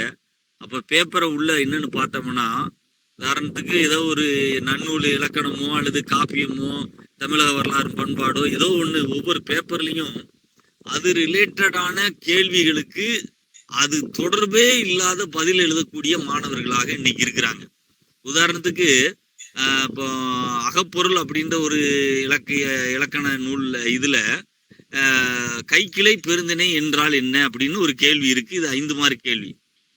அந்த மாணவர் கிட்டத்தட்ட 40 பேப்பர் எழுதியிருக்கிறாரு. 42 பேப்பர் ஒரு டிகிரி முடிக்கிறதுக்கு தேவைப்படுது. 41 தேர்வு எழுதி பாஸ் பண்ணியிருக்கிறாரு. ஒரே தேர்வு மட்டும்தான் இருக்குன்றது மாதிரி இருந்துச்சுன்னா அந்த கேள்வியை படிச்சு பார்த்தோம்னா, கைக்கிளை என்பது கையால் எடுக்கப்படும் கிளை அப்படின்னு எழுதுறாரு. அப்ப இவருடைய இதை பார்க்கல. அப்ப 39 விடைத்தாளும் எப்படி எழுதியிருப்பாரு, அவர் பாஸ் பண்ணியிருக்கிறாரு. இது மாதிரி ஒவ்வொன்றும் இப்போ மனோன்மணியம் சுந்தரனார் பத்திய குறிப்புரைகன்னு கேட்டா, சுந்தரனார்னு யாருன்னே தெரியாத அளவுக்கு வேற ஏதோ ஒரு பதில், அது அருவருக்கத்தக்க பதிலாக இருக்குது. அது மாதிரி இன்னைக்கு இலக்கியங்களை பல்வேறு வகையான இலக்கிய வரலாறுன்ற ஒரு பேப்பர்ல தற்கால இலக்கியம்னா என்ன, சங்க இலக்கியம்னா என்ன, காப்பியம்னா என்ன, எதுன்னே தெரியல. சீராப்புராணத்தை பத்தி கேட்கும்போது கம்பராமாயணத்தை பத்தி எழுதுறான். ஒருவேளை அவன் எனக்கு கூட டவுட் வந்துச்சு, சீராப்புராணத்துக்கும் கம்பராமாயணத்துக்கும் என்ன தொடர்பு இருக்கு அப்படின்னு அந்த விடைத்தாளை திரும்ப படிக்கும்போது பார்த்தா, ஒருவேளை அவன் சீராப்புராணத்தை சீதாவை கம்பராமாயணத்தோட தொடர்புபடுத்தி எழுதியிருக்கானான்னு பார்த்தா அது தொடர்பே இல்லை. சீராப்புராணத்தை எழுதுறான், இரட்டை காப்பியம் மணிமேகலை என்னத்தையோ ஒண்ணு எழுதி அந்த காப்பிய இலக்கியத்தை கொண்டு வரான். அப்ப இப்ப மாணவர்களுடைய போக்கு எப்படி இருக்கு அப்படின்றதுக்கு இந்த மாதிரி, அதாவது இவர் இத்தனை தேர்வையும் தேர்வு எழுதிட்டாரு, பாஸ் பண்ணிட்டாரு, ஒரு பேப்பர்ல மட்டும் ஃபெயில் அப்படிங்கும்போது அப்போ இது வரைக்கும் எழுதின தேர்வெல்லாம் எப்படி எழுதியிருப்பாரு, எப்படி மதிப்பீடு செஞ்சிருப்பாங்கன்றது ஒண்ணு. அடுத்து இன்னைக்குள்ள ஆசிரியர்களும் இன்னைக்குள்ள மாணவர்களுக்கு எந்த விதமான முன் தயாரிப்புகளும் தேவையில்லாத அளவுக்கு மாறி போய்கிட்டு இருக்கு. அவரு இன்னைக்கு இந்த பாடத்தை நடத்தணும், அதுக்கான ப்ரிப்பேர் பண்ணிட்டு ஒரு குறிப்புகள்லாம் எடுத்துட்டு இன்னைக்கு வகுப்புக்கு போகணும் அப்படின்ற மாதிரியான சூழ்நிலையில நம்ம தயாராகி ஒரு சிலர் போனாலும் அங்க போன இடத்துல அவங்க வேற ஏதாவது ஒரு ஒர்க்கு அசைன்மெண்ட் வந்துடும். கவர்மெண்ட்ல இருந்து இன்னைக்கு உறுதிமொழி சொல்ல வேண்டியது இருக்கு, இன்னைக்கு தமிழ் புதல்வனுக்கு அப்ளை பண்ண வேண்டியது இருக்கு, இன்னைக்கு நான் முதல்வனுக்கு இன்னைக்கு வேலை இருக்கு, நான் முதல்வனுக்கான ட்ரைனிங் இருக்கு, என்எஸ்எஸ் இருக்கு, என்சிசி இருக்கு, ஸ்காலர்ஷிப் சம்பந்தமான வேலைப்பாடுகள் இருக்கு. இப்படின்னு அவங்கள டைவர்ட் பண்ணிட்டு எந்த விதமான குறிப்புகளும் அவன் படிப்புகளும் தேவையில்லாத அளவுக்கு மாறி போயிருச்சு. அடுத்து ஆசிரியர் பெருமக்களுக்குள்ள இது ஒரு 2 வருடத்துக்கு முன்பாக எங்க இதுலயே நடந்தது. பாடத்திட்டங்களை எங்களுக்குள்ள பிரிக்கிறோம், யாருக்கு என்ன பாடம் வேணும் அப்படின்னு கேட்கும்போது ஒரே பாடத்தை 2 பேர் எடுக்கிற மாதிரி வருது. நான் பிரிக்கக்கூடிய பாடம் அரை இலக்கியம். ஒருத்தர் அரை இலக்கியம் பாடத்தை 2 பேர் எடுக்கணும் அப்படின்னு சொல்லும்போது அதுல நான் பாஞ்சாலி சபதத்தை எடுத்துக்கிறேன்னு சொல்றாரு. இது ஆசிரியர் அரை இலக்கியத்துக்கும் பாஞ்சாலி சபதத்துக்கும் என்ன இருக்கு? இந்த மாதிரி ஒரு கேள்வி ஒரு அப்ப மாணவர்களை குறை சொல்ற அளவுக்கு நம்ம தகுதியா அப்படின்ற ஒரு இது வருது. இன்னைக்கு யூனிவர்சிட்டியில இன்னொரு ஒரு கருத்தரங்கு இன்னைக்கு நடந்துச்சு. ஐயா சிவசையா இது இன்னைக்கு கேள்விப்பட்டீங்களா? சொல்லுங்க.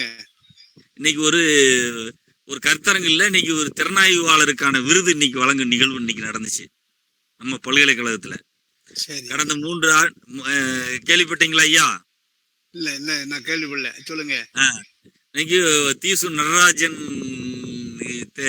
விமர்சன விருது இன்னைக்கு வழங்கும் நிகழ்வு இன்னைக்கு நடக்குது. அதை நான் இன்னைக்கு ஒரு மணி நேரம் போய் பார்த்துட்டு வரலாம் அப்படின்ட்டு போய் கொஞ்ச நேரம் உட்காந்துட்டு வந்தேன். குமார செல்வா சாரெல்லாம் வந்திருந்தாரு. விருது வழங்கக்கூடிய நிகழ்வுல உண்மையிலே விருது அதற்கான விமர்சன போக்க பண்ணிக்கிட்டு இருக்கவங்களுக்கு வழங்குறாங்களா அப்படின்னு தெரிஞ்சுக்கிறதுக்காக போனேன். நீ கடந்த 3 ஆண்டுகளுக்கு மேலாக இணைய வழியில கருத்தரங்கு, அதற்கு முன்பு தொடர்ந்து நேரடியாக நடத்தக்கூடிய கருத்தரங்கு, பல்வேறு விதமான விமர்சன கருத்தரங்கு, ஒவ்வொரு கல்லூரிகளுக்கும் பல்வேறு மாணவர்களை உருவாக்கக்கூடிய ஒரு கோட்பாடுகளை அறிமுகப்படுத்தக்கூடிய நிகழ்வு, இப்படி பல்வேறு விதமான செயல்பாடுகளை செய்து கொண்டிருக்கின்ற இந்த அமைப்புகளை மூலமாக பல்வேறு கோரிக்கை இது திறனாய்வு செய்கின்ற எந்த விதமான உண்மையிலே உழைக்கக்கூடிய எந்த விதமான நபர்களுக்கு அந்த அங்கீகாரம் கிடைக்காமல் யாருக்கோ ஒரு நபருக்கு கிடைக்கக்கூடிய ஒரு சூழ்நிலைக்கு தள்ளப்படுது. இன்னைக்கு ஆசிரியர்கள் கையை வச்சுட்டு போகலாம், மாணவர்களும் கல்லூரிக்கு கையை வச்சுட்டு வரலாம். அதாவது ஸ்கூல் படிக்கும்போது மட்டும்தான் எல்லா பாட புத்தகங்களையும் எடுத்துட்டு ஸ்கூலுக்கு போக வேண்டியது இருக்கு. கல்லூரிக்கு சேர்ந்தாச்சுன்னா அவர் எந்த விதமான புத்தகமும் தேவையில்லை. அவர் பாடத்திட்டத்திற்கான புத்தகங்களே வாங்க வேண்டிய மாதிரியான சூழ்நிலை மாணவர்களுக்கும் இல்லை, ஆசிரியர்களுக்கும் இல்லை. பாடத்திட்டத்துல என்ன இருக்குன்னு தெரியாது, பாடமும் அது என்னன்னே தெரியாது, என்ன தலைப்புன்னே தெரியாம மாணவர்கள் இருக்கிறாங்க. முதுகலை படிக்கக்கூடிய மாணவர்களுக்கும் அந்த மாதிரி தான் இருக்கு.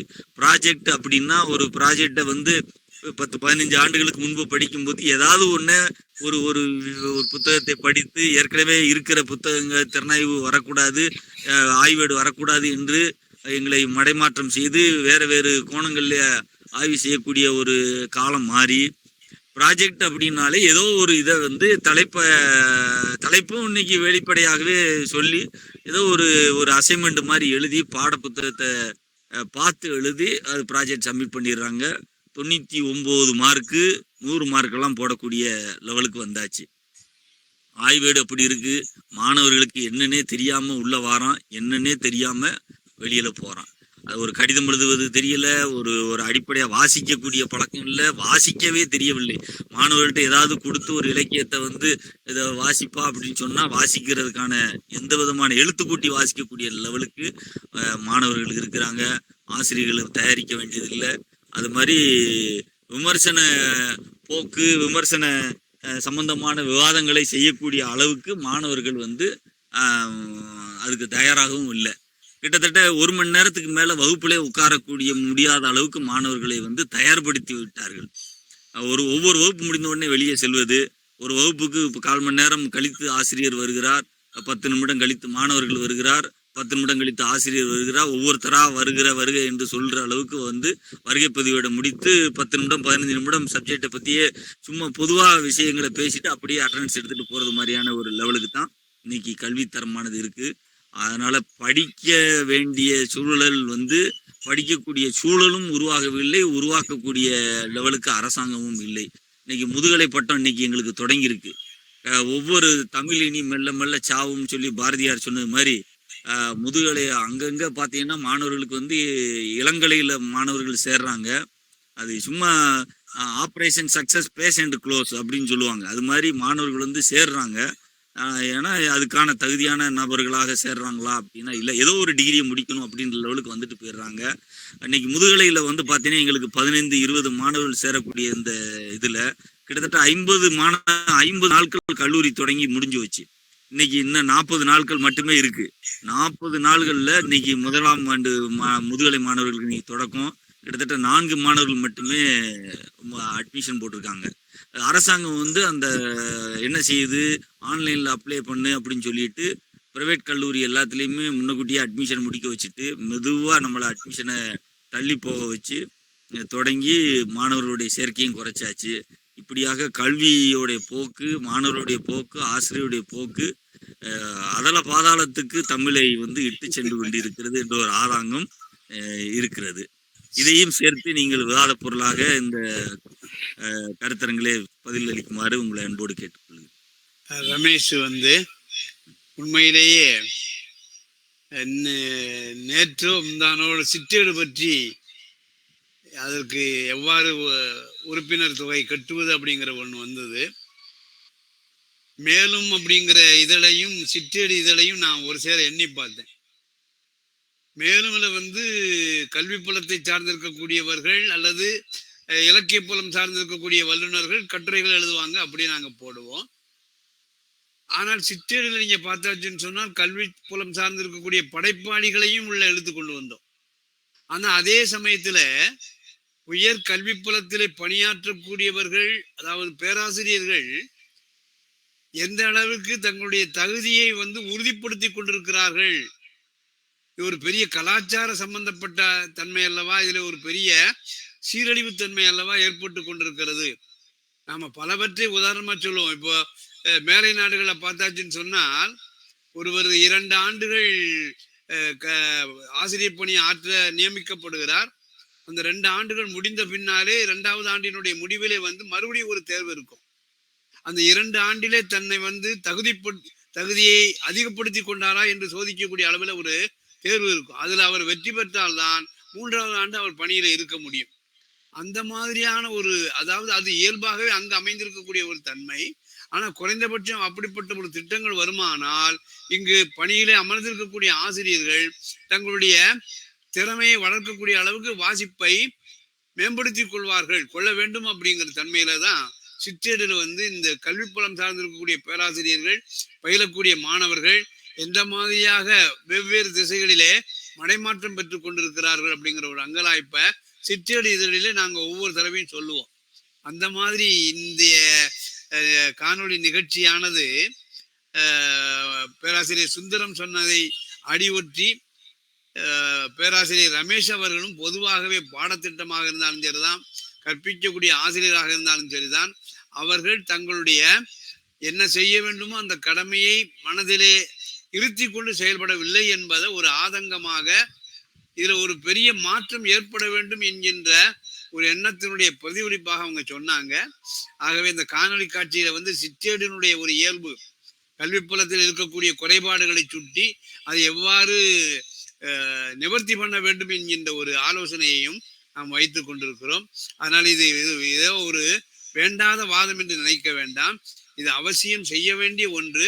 சிற்றேடுனுடைய அது அச்சுப்பணியிலே அது ஆற்றிக் கொண்டிருக்கிறது என்று சொன்னால் இது பேச்சு வழியிலே தன்னுடைய கலாச்சார தன்மையை வெளிப்படுத்தி கொண்டிருக்கிறது. அதுக்காக சுந்தரம் அவர்களுக்கும் ரமேஷ் அவர்களுக்கும் இதுல வேறு சில செய்திகளை கொண்டு சேர்த்தமைக்காக நன்றியை சொல்லிக் கொள்றேன்.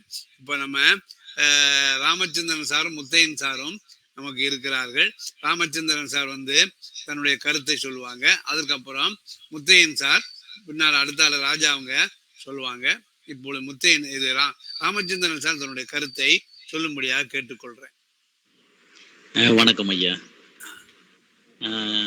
இந்த கதை வந்து ஒரு ஒரு வித்தியாசமான ஒரு அனுபவத்தை தான் கொடுத்தது.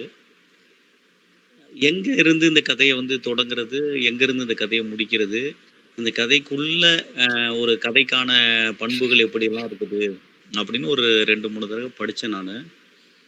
இருந்தாலும் கூட அதனுடைய பிடிமானத்தை பிடிக்கிறதுக்கு நிறைய நேரங்கள் எடுத்துக்கிட்டே இருந்தது.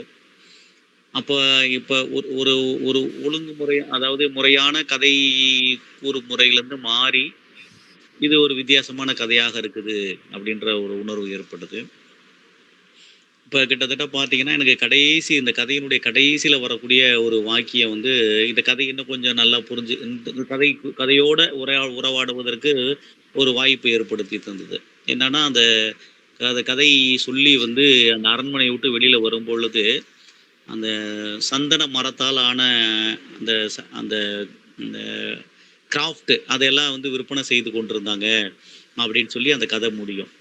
இப்போ இந்த சந்தன மரத்தால் ஆன அப்படின்ற அந்த அழகு பொருள்கள் அப்படின்றத பார்க்கும்போது அப்போ இந்த கிருஷ்ணதேவராயர் அப்படின்ற ஒரு விஜயநகர பேரரசை உருவாக்கியதிலே மிகப்பெரிய ஒரு பேரரசனாக இருந்தவர் அவர். அப்போ கிட்டத்தட்ட ஒரு ஒரு 12ஆம் நூற்றாண்டு 13ஆம் நூற்றாண்டுகளில் ஒரு தமிழகத்தில் இருக்கக்கூடிய ஒரு பெரிய ஒரு அரசியல் பரப்பை வந்து நம்மளுக்கு அதுக்கு எடுத்து சொல்லுது. ஏன்னா ஒரு இஸ்லாமியருடைய படையெடுப்புக்கு எதிராக ஒரு இந்துத்துவத்தை, இந்து மதத்தை வந்து மீண்டும் எழுச்சி பெற செய்யணும் அப்படின்னு உருவான ஒரு மிகப்பெரிய ஒரு பேர் இயக்கமாக அந்த விஜயநகர பேரரசு அமைந்தது. இப்போ அவங்க என்ன பண்ணாங்கன்னா ஒரு ஒரு சொந்த மக்களுக்கான ஒரு வளர்ச்சி நிலையை உருவாக்கி தரணும் அப்படின்ற முறையில் வந்து ஒரு கடுமையான ஒரு போர் சூழலை அவர்கள் உருவாக்கினார்கள். குறிப்பாக சுல்தான்களுக்கு எதிராக அவர்கள் கடுமையாக ஒரு போர் சூழலை உருவாக்கி பரந்த ஒரு நிலப்பரப்பை தங்கள் கட்டுப்பாட்டில் வைத்து கொண்டார்கள். அப்படிப்பட்ட ஒரு நிலப்பரப்பு முக்கியமானது அந்த மைசூருன்றது. அப்போ நம்மளுடைய ஒரு போரை வந்து நம்ம செய்யணும் அப்படின்னு சொன்னால் அது லேசுப்பட்ட விஷயம் கிடையாது. ஏன்னா நம்மளுக்கு ஒரு போரை எடுத்து செல்வதற்கு நிறைய பணம் தேவைப்படும். இப்போ பணம் வேணும் அப்படின்னு சொன்னால் வருமானத்தை வந்து பெருக்கணும். வருமானம் எப்படி பெருக்க முடியும் அப்படின்னா ஒரு அதிகப்படியான விவசாய தொழிலை வந்து நம்ம மேம்படுத்துவது மூலமாக வருமானத்தை பெருக்க முடியும். அப்போ கிருஷ்ணதேவராயர் என்ன பண்ணார் அப்படின்னா தொடர்ச்சியாக போர் செய்து பரந்த நிலப்பரப்பை இந்துத்துவ நிலப்பரப்பாக மாற்றணும் அப்படின்ற அவருடைய கனவை நிறைவேற்ற வேண்டும் என்று சொன்னால், நிறைய வருமானத்தை பெருக்க வேண்டும் என்று சொன்னால் விவசாய நிலங்களை அதிகமாக உருவாக்க வேண்டும் அப்படின்னு அவர் திட்டம் போடுறாரு. அப்போ விவசாய நிலங்களை உருவாக்குவதற்கு காடுகளை அழிக்க வேண்டிய ஒரு முன் நிபந்தனை வந்து உருவாகுது. அப்போ கிட்டத்தட்ட மைசூர் பக்கம் நிறைய காடுகளை எல்லாம் அழித்து அதையெல்லாம் விளைநிலங்களாக மாற்றுகிறார். அதற்கு தேவையான நீர்ப்பாசன வசதிகள் எல்லாம் செய்து கொடுக்கிறார். இவ்வாறாக ஒரு பரந்த ஒரு காடாக இருந்த ஒரு மைசூர் சார்ந்த அந்த பெரிய பகுதிகள் எல்லாம் ஒரு சீரமைப்பு செய்து அதையெல்லாம் விளைநிலங்களாக மாற்றி அதன் மூலமாக வருகின்ற வருவாயை வைத்துக்கொண்டு பல போர்களை முன்னெடுத்து சென்ற ஒரு ஒரு சரித்திர நாயகன் வந்து அந்த கிருஷ்ணதேவராயர்.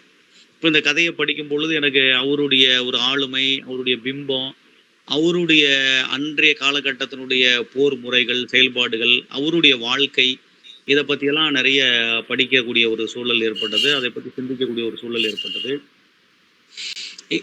இந்த ஒரு அனுபவத்தை வந்து இது எனக்கு இந்த கதையின் மூலமாக எனக்கு தந்தது. வாய்ப்புக்கு நன்றி ஐயா. அந்த கதை பிரதியில் வரக்கூடிய இடமானது எவ்வாறு மறுசீரமைப்பிலே மாறியது என்பதை இன்றைய ஒரு வாசகனுடைய கண்ணோட்டத்தில் பார்வையில இந்த கதை பிரதியானது தனக்குள் ஏற்படுத்திய உணர்வை பேராசிரியர் ராமச்சந்திரன் அவர்கள் நம்மோடு பகிர்ந்து கொண்டார்கள். நீங்க பார்த்தாச்சுன்னு சொல்லியாச்சுன்னு சொன்னாலே புராதனம் அல்லது பழமை அப்படிங்கிறது அது அந்த பயணிக்கு மட்டுமல்ல, பொதுவாகவே தமிழ் மொழி பேசக்கூடிய அதிகமாக எழுத்து படிப்பு அறிவு இல்லாத பொதுமக்களிடம் கூட அந்த புராதனம் பழமை என்பது எவ்வளவு தூரம் அவர்களை ஆட்டி படைத்து கொண்டிருக்கிறது. அதை விட்டு அதை உதறி தலையை சிலிப்பிக் கொண்டு வெளியே வரக்கூடிய தன்மை இல்லாமல் மறுபடியும் வடநாட்டு சுற்றுலா பயணிகள் போலவே மாறிக்கொண்டிருக்கிறோமோ? இந்த 2 பயணிகளுடைய பார்வையில சொல்லப்பட்ட செய்திகள் வாசிக்கக்கூடிய வாசகனுடைய உள்ளத்திலே இந்த புராதனம் அல்லது பழைய மரபு என்பது 21ஆம் நூற்றாண்டினுடைய முதல் கால் பகுதியிலேயும் கூட எவ்வளவு தூரம் நம்மை ஆட்டி படைத்துக் கொண்டிருக்கின்றது. நம்ம போன தடவை பார்த்தாச்சுன்னு சொன்னாச்சுன்னா கள்ளக்குடி கொண்டான், இந்த மாதிரி ராஜராஜ சோழனுக்கு என்னென்ன மாதிரியான பட்டங்கள் எல்லாம் கொடுக்கப்பட்டதோ அந்த மாதிரியான பட்டங்களை, அதுல பூவனால் ஆக்கப்பட்டிருக்கக்கூடிய மகடங்களை சூட்டி கையில பெரிய வாழையெல்லாம் கொடுக்கக்கூடிய தன்மையை எல்லாம் 20ஆம் நூற்றாண்டில் இருக்கக்கூடிய அரசியல்வாதிகள் கூட தங்களுக்கு போர்த்தப்பட்ட ஒரு பெருமையாக கருதினார்கள். இந்த புராதனம் மரபு என்பது உண்மையிலேயே வரலாறை நேசிக்க வேண்டும், பார்க்க வேண்டும் என்று நினைக்கக்கூடியவருக்கு, அக்கறை உள்ள ஒருவனுக்கு எவ்வளவு சலிப்பு அலுப்பு ஊட்டக்கூடிய ஒன்றாக இருக்கிறது. இந்த பொதுஜன மனோபாவம் எப்பொழுது மாறும் அப்படிங்கிற ஒரு கேள்வியை வாசகனாகிய நம்முடைய உள்ளத்திலே ஏற்படுத்துகிறது என்பதைத்தான் நாம சொல்றோம். இப்ப முத்தையன் சார் தன்னுடைய கருத்தை சொல்வதற்கு வர்றாங்க. முத்தையன் சார் இருக்காங்களா? ஐயா இருக்குங்க. சொல்லுங்க, வாங்க ஐயா. இதற்கு முன்னாடி என்ன பேசுனீங்கிறது நான் கவனிக்கல, கொஞ்சம் தாமதமா தான் வர முடிஞ்சது. சொல்லுங்க. ஆனா இப்ப ஐயா சொன்னதை நான் கேட்டேன். இப்ப அந்த அடிப்படையில எந்த இடத்துல இருந்து ஆரம்பிக்குது இந்த கதை, எப்படி ஆரம்பிக்கிறதுங்கிறது ஒரு சிக்கலா தான் இருக்கு. ஏன் அப்படின்னு சொன்னா இந்த கதைகள்ல பல முடிச்சுகள் இருக்கு, பல இணைப்புகள் இருக்கு, பல்வேறு விதமான பார்வை முறை இருக்கு அப்படின்னு புரியுது. இப்ப நீங்க சொன்ன இடத்துல இருந்து நானும் தொடங்கலாம் அப்படிங்கறதுதான். இப்ப இந்த சிக்கல்களை நம்ம எப்படி பார்க்க போறோம்? ஒரு படைப்பை எவ்வாறு பார்ப்பது, ஒரு வாசகனை எவ்வாறு உள்ளிழுப்பது, ஒரு விமர்சனத்தை எவ்வாறு செய்வது அப்படிங்கிற பல விஷயங்கள்ல இந்த கதையில நம்மளால பார்க்க முடியுமோ அப்படிங்கிறது. ஏன்னா நான் வெளியில பேசாம கதைக்குள்ள இருக்கக்கூடிய கூறுகளை அடையாளப்படுத்தலாம் அப்படிங்கிறதுக்காக இப்படி பாக்குறேன். இந்த கதைகளினுடைய தொடக்கம் அப்படின்னு வரும்போது முதுமை இருக்கு, எனக்கு ஞாபகம் மறதி இருக்கு, எனக்கு தூக்கமில்லா நோய் இருக்குதுன்னு ஆரம்பிக்கிறார். இது உண்மையாலுமே முதுமையை பற்றி பேசுகிறதா அப்படின்னா எனக்கு அதுல பெரிய கேள்வி. ஏன்னா இது முதுமை என்பதை நாம் எவ்வாறு எடுத்துக்கொள்வது அப்படிங்கிறது தான் கேள்வி. ஏன்னா திரும்ப திரும்ப முதுமை என்பது இந்த இடத்துல மட்டும் கிடையாது, கதையை நெடுக முதுமை என்கிற சொல் வர்றதை நம்ம பார்க்க முடியுது. அப்ப முதுமையை நம்ம முதுமையா எடுத்துக்கிறதுக்கான வாய்ப்புகள் இல்லை. இது வேற ஏதோ குறியீடு அடிப்படையில வேற எதையோ சொல்ல முனைகிறது அப்படிங்கிறதுதான். அதற்காக நம்ம தேடும்போது இதுல நிறைய கீவேர்ட்ஸ் அப்படின்னு நம்ம பார்க்க முடியுது, நிறைய குறிப்புகளை பார்க்கிறோம். உதாரணத்துக்கு யானை மனதில் பார்க்கத்தக்கதா இருக்கிறதா இல்லையா அப்படிங்கிற ஒரு விஷயம். இப்ப யானையை நான் எப்படி புரிஞ்சிருக்கிறேன், எனக்கு 1ஆவதுல பார்த்த பாட புத்தகத்துல யானை என்கிற ஒரு படம் இருந்திருக்கும். எனக்கு இப்ப யானைன்னு சொன்னா அதுதான் ஞாபகத்துக்கு வருது. ஆனா இப்ப ஐயா சொன்னது மாதிரி அரண்மனையில என்ன நடந்தது, இங்க தசரா பண்டிகை பல்வேறு விதமான யானைகளை கூட்டிட்டு அவங்க பயிற்சி பண்ணுவாங்க. அந்த தெருக்கல்ல எப்படி நடக்கணும், எந்த நேரத்துல வரணும், எந்த நேரத்துல போகணுங்கிறதுக்கு பல மாத கணக்குல அங்க என்ன பண்ணுவாங்கன்னா பயிற்சி பண்ணுவாங்க. அப்படி மாத கணக்குல பயிற்சி பண்ணக்கூடிய ஒவ்வொரு யானையும் பாத்தீங்க அப்படின்னு சொன்னாங்க திடகாத்திரமான ஆரோக்கியமான யானைகளா கூட்டிட்டு அங்க தசரா காலகட்டங்கள்ல நடக்கிறதுக்கான முயற்சிகள் நடந்துகிட்டே இருக்கு. அப்படி பார்க்கிற யானைக்கும் எனக்கு பாட புத்தகத்துல பார்க்கிற யானைக்கும் ரெண்டும் வித்தியாசம் இருக்கிறது அப்படிங்கிற ஒரு விஷயம். ஏன்னா 700 கிலோ எடை இருக்கக்கூடிய அந்த அம்பாரியை தூக்கணும் அப்படின்னு சொன்னா அதற்கு அந்த யானைக்கு பயிற்சி கொடுத்தா மட்டும்தான் சாத்தியப்படும், இல்லைன்னா சாத்தியப்படாது. அப்ப யானையை நான் எப்படி பார்த்திருக்கிறேன்னா அம்பாரி தூக்கக்கூடிய யானையா பார்த்திருக்கிறேன்னா அல்லது வெறும் காட்டுல சுத்திக்கிட்டு இருக்கக்கூடிய வனவிலங்கா பார்த்திருக்கிறேன்னா அப்படிங்கிற அந்த அனுபவம் இருக்கு பாருங்க. இந்த அனுபவம் வேறு வகையான பொருளை கொடுக்கிறது அப்படிங்கிற ஒரு விஷயம். அப்ப பொருளை கொடுப்பது எது அப்படின்னு பார்க்கும்போதுதான் இங்க என்ன சொல்றாரு அப்படின்னு சொன்னா சூன்யம்ங்கிறார். வினோதம்ங்கிறாரு. இந்த கதைக்குள்ள வரக்கூடிய சொற்களை நான் சொல்றேன், அந்த கதை சொல்லியை நான் அடிப்படையா பேசுறேன். அப்ப சூன்யம் அப்படிங்கிறதும் வினோதங்கள்ல இருந்து பல்வேறு விதமான உணர்வுகள் வந்து சூழ்கிறது அப்படிங்கிற மாதிரியான பல விஷயங்கள் இருக்கு பாருங்க. அப்ப சூன்யம் என்கிற இடத்துல இருந்து படைப்பு உருவாகிறதா அல்லது வினோதமான சிந்தனையில இருந்து படைப்பு உருவாகிறதா அப்படின்னு பார்க்கும்போது இது ரெண்டுத்தையும் தவிர்க்கும். சூன்யத்திலையும் படைப்பு உருவாகும், வினோதமான மனப்பான்மையிலையும் படைப்பு உருவாகும் அப்படிங்கிற ஒரு விஷயம். அப்ப நம்ம ஒரு காட்சியை எப்படி பார்க்கிறோம், ஒரு பொருளை எப்படி கொண்டு வரோம், ஒரு மொழிக்கான பொருளை எப்படி கொண்டு வரோம் அப்படின்னு சொல்லும் போதுதான் இங்க நனவு அப்படிங்கிற ஒரு விஷயத்தையும் முன்வைக்கிறார். நனவு, நினைவு அப்படிங்கிற ஒரு விஷயம். அப்ப நனவும் நினைவும் வித்தியாசம் விளக்கக்கூடிய அந்த காட்சி இருக்கு பாருங்க. அத இது நம்ம உளவியல் அடிப்படையில பார்க்கும்போது இந்த கான்சியஸ், சப்கான்சியஸ், அன்கான்சியஸ் அப்படின்னு பேசக்கூடிய அந்த சூழல்ல இருந்து பார்க்கும் போதும் ஒரு படைப்புக்கான ஒரு பொருளை வந்து இதெல்லாம் உற்பத்தி செய்கிறது அப்படின்னு பார்க்கும்போது இங்க சூன்யமும் உற்பத்தி செய்யலாம், அல்லது நனவு நிலையும் உற்பத்தி செய்யலாம், அல்லது கனவு நிலையும் உற்பத்தி செய்யலாம் அப்படிங்கிற இடத்துக்கு. அதனாலதான் நீங்க முன்னாடி குறிப்பிட்டது மாதிரி தாய்மானவர் பற்றி குறிப்பிட்டிருக்கிறார். தாய்மானவர் பேசும்போது இப்ப தாய்மானவரை குறிப்பிடும் போது பொய்யெல்லாம் ஒன்றாய் பொருத்தி வைத்த உடலை, இது நீங்க பார்க்கும்போது அமைப்பியலுக்கு நம்ம போக வேண்டியது இருக்கும். ஏன்னா அமைப்பியலுடைய சிந்தனை என்ன அப்படின்னு சொன்னாக்க இங்க ஒவ்வொன்றும் தன்னால முழுமையா இருக்கு, அந்த முழுமைகள் எல்லாம் சேர்ந்து வேறொரு முழுமையை உருவாக்குகிறது அப்படின்னு நம்ம பார்க்கணும். இப்ப படைப்பை நம்ம எப்படியா நம்ம அணுகிக்கிட்டு இருக்கிறோம் அப்படின்னு பார்க்கும்போது எல்லாமே முழுமையை கொடுத்துடணும்னு நம்ம அணுகிறோம். ஆனா இங்க முழுமையை நீங்க வந்து கவனிக்க கூடாது, முழுமையை நீங்க வந்து எதிர்பார்க்க கூடாது. இங்க எல்லாமே தனித்தனியா தான் இயங்குது, தனித்தனியா தான் இருக்குது. அந்த தனித்தனி முழுமைகள் சேர்ந்துதான் வேறொரு முழுமையை வந்து கட்டமைக்குது அப்படிங்கிற ஒரு விஷயத்த இங்க உடல் கண்களால் ஆகி இருக்கிறது, அதே மாதிரி அங்கங்களால் ஆகி இருக்கிறது. எல்லாமே என்ன பண்ணிருக்கு அப்படின்னு சொன்னா தனித்தனியாக பொருத்தப்பட்டிருக்கிறது. அதே மாதிரி இங்க குறிப்பிடக்கூடிய மன்னரும் எப்படி இருக்கிறார் அப்படின்னா குதிரையாக இருக்கிறார், காலமாக இருக்கிறார். சின்ன சின்ன கூறுகளாக மன்னர்களை வந்து நம்ம வந்து பார்க்க வேண்டியது இருக்கு. அவருடைய சுவர்கள்ல வந்து பல்வேறு விதமான வரைபடங்களை வரைந்திருக்கிறார், அவருடைய வீர பராக்கிரம செயல்களை வந்து வரைந்திருக்கிறார். அப்படின்னு சொன்னா நம்ம அந்த பராக்கிரம செயலை எப்படி பார்க்கணும் அப்படிங்கிற இது தனித்தனியா பார்க்கிறோம். தனித்தனியா பாருங்க, அது ஒரு வகையில முழுமையா இருக்குது. ஒன்னா இணைச்சு பாருங்க, அது வேறொரு முழுமைய தரக்கூடிய இடங்கள்ல அமைஞ்சிருக்கு அப்படின்னு பார்க்கும்போது இந்த தனித்தனி பார்வை இருக்கு பாருங்க. இன்னொரு கொக்கி வைக்கிறார், எவை எந்தெந்த காலகட்டத்துல சேர்க்கப்பட்டதோ தெரியலங்கிறார். ஏன்னா ஐயா சொன்னது கிருஷ்ணதேவராயருடைய பிரமிப்பை நான் வந்து பார்க்கிறேன் அப்படின்னு சொல்லும் போது அந்த பிரமிப்பை உண்டாக்குவதற்கு இடையில யார் யாருடைய பங்களிப்புகள் இருக்குதுன்னு நமக்கு தெரியல.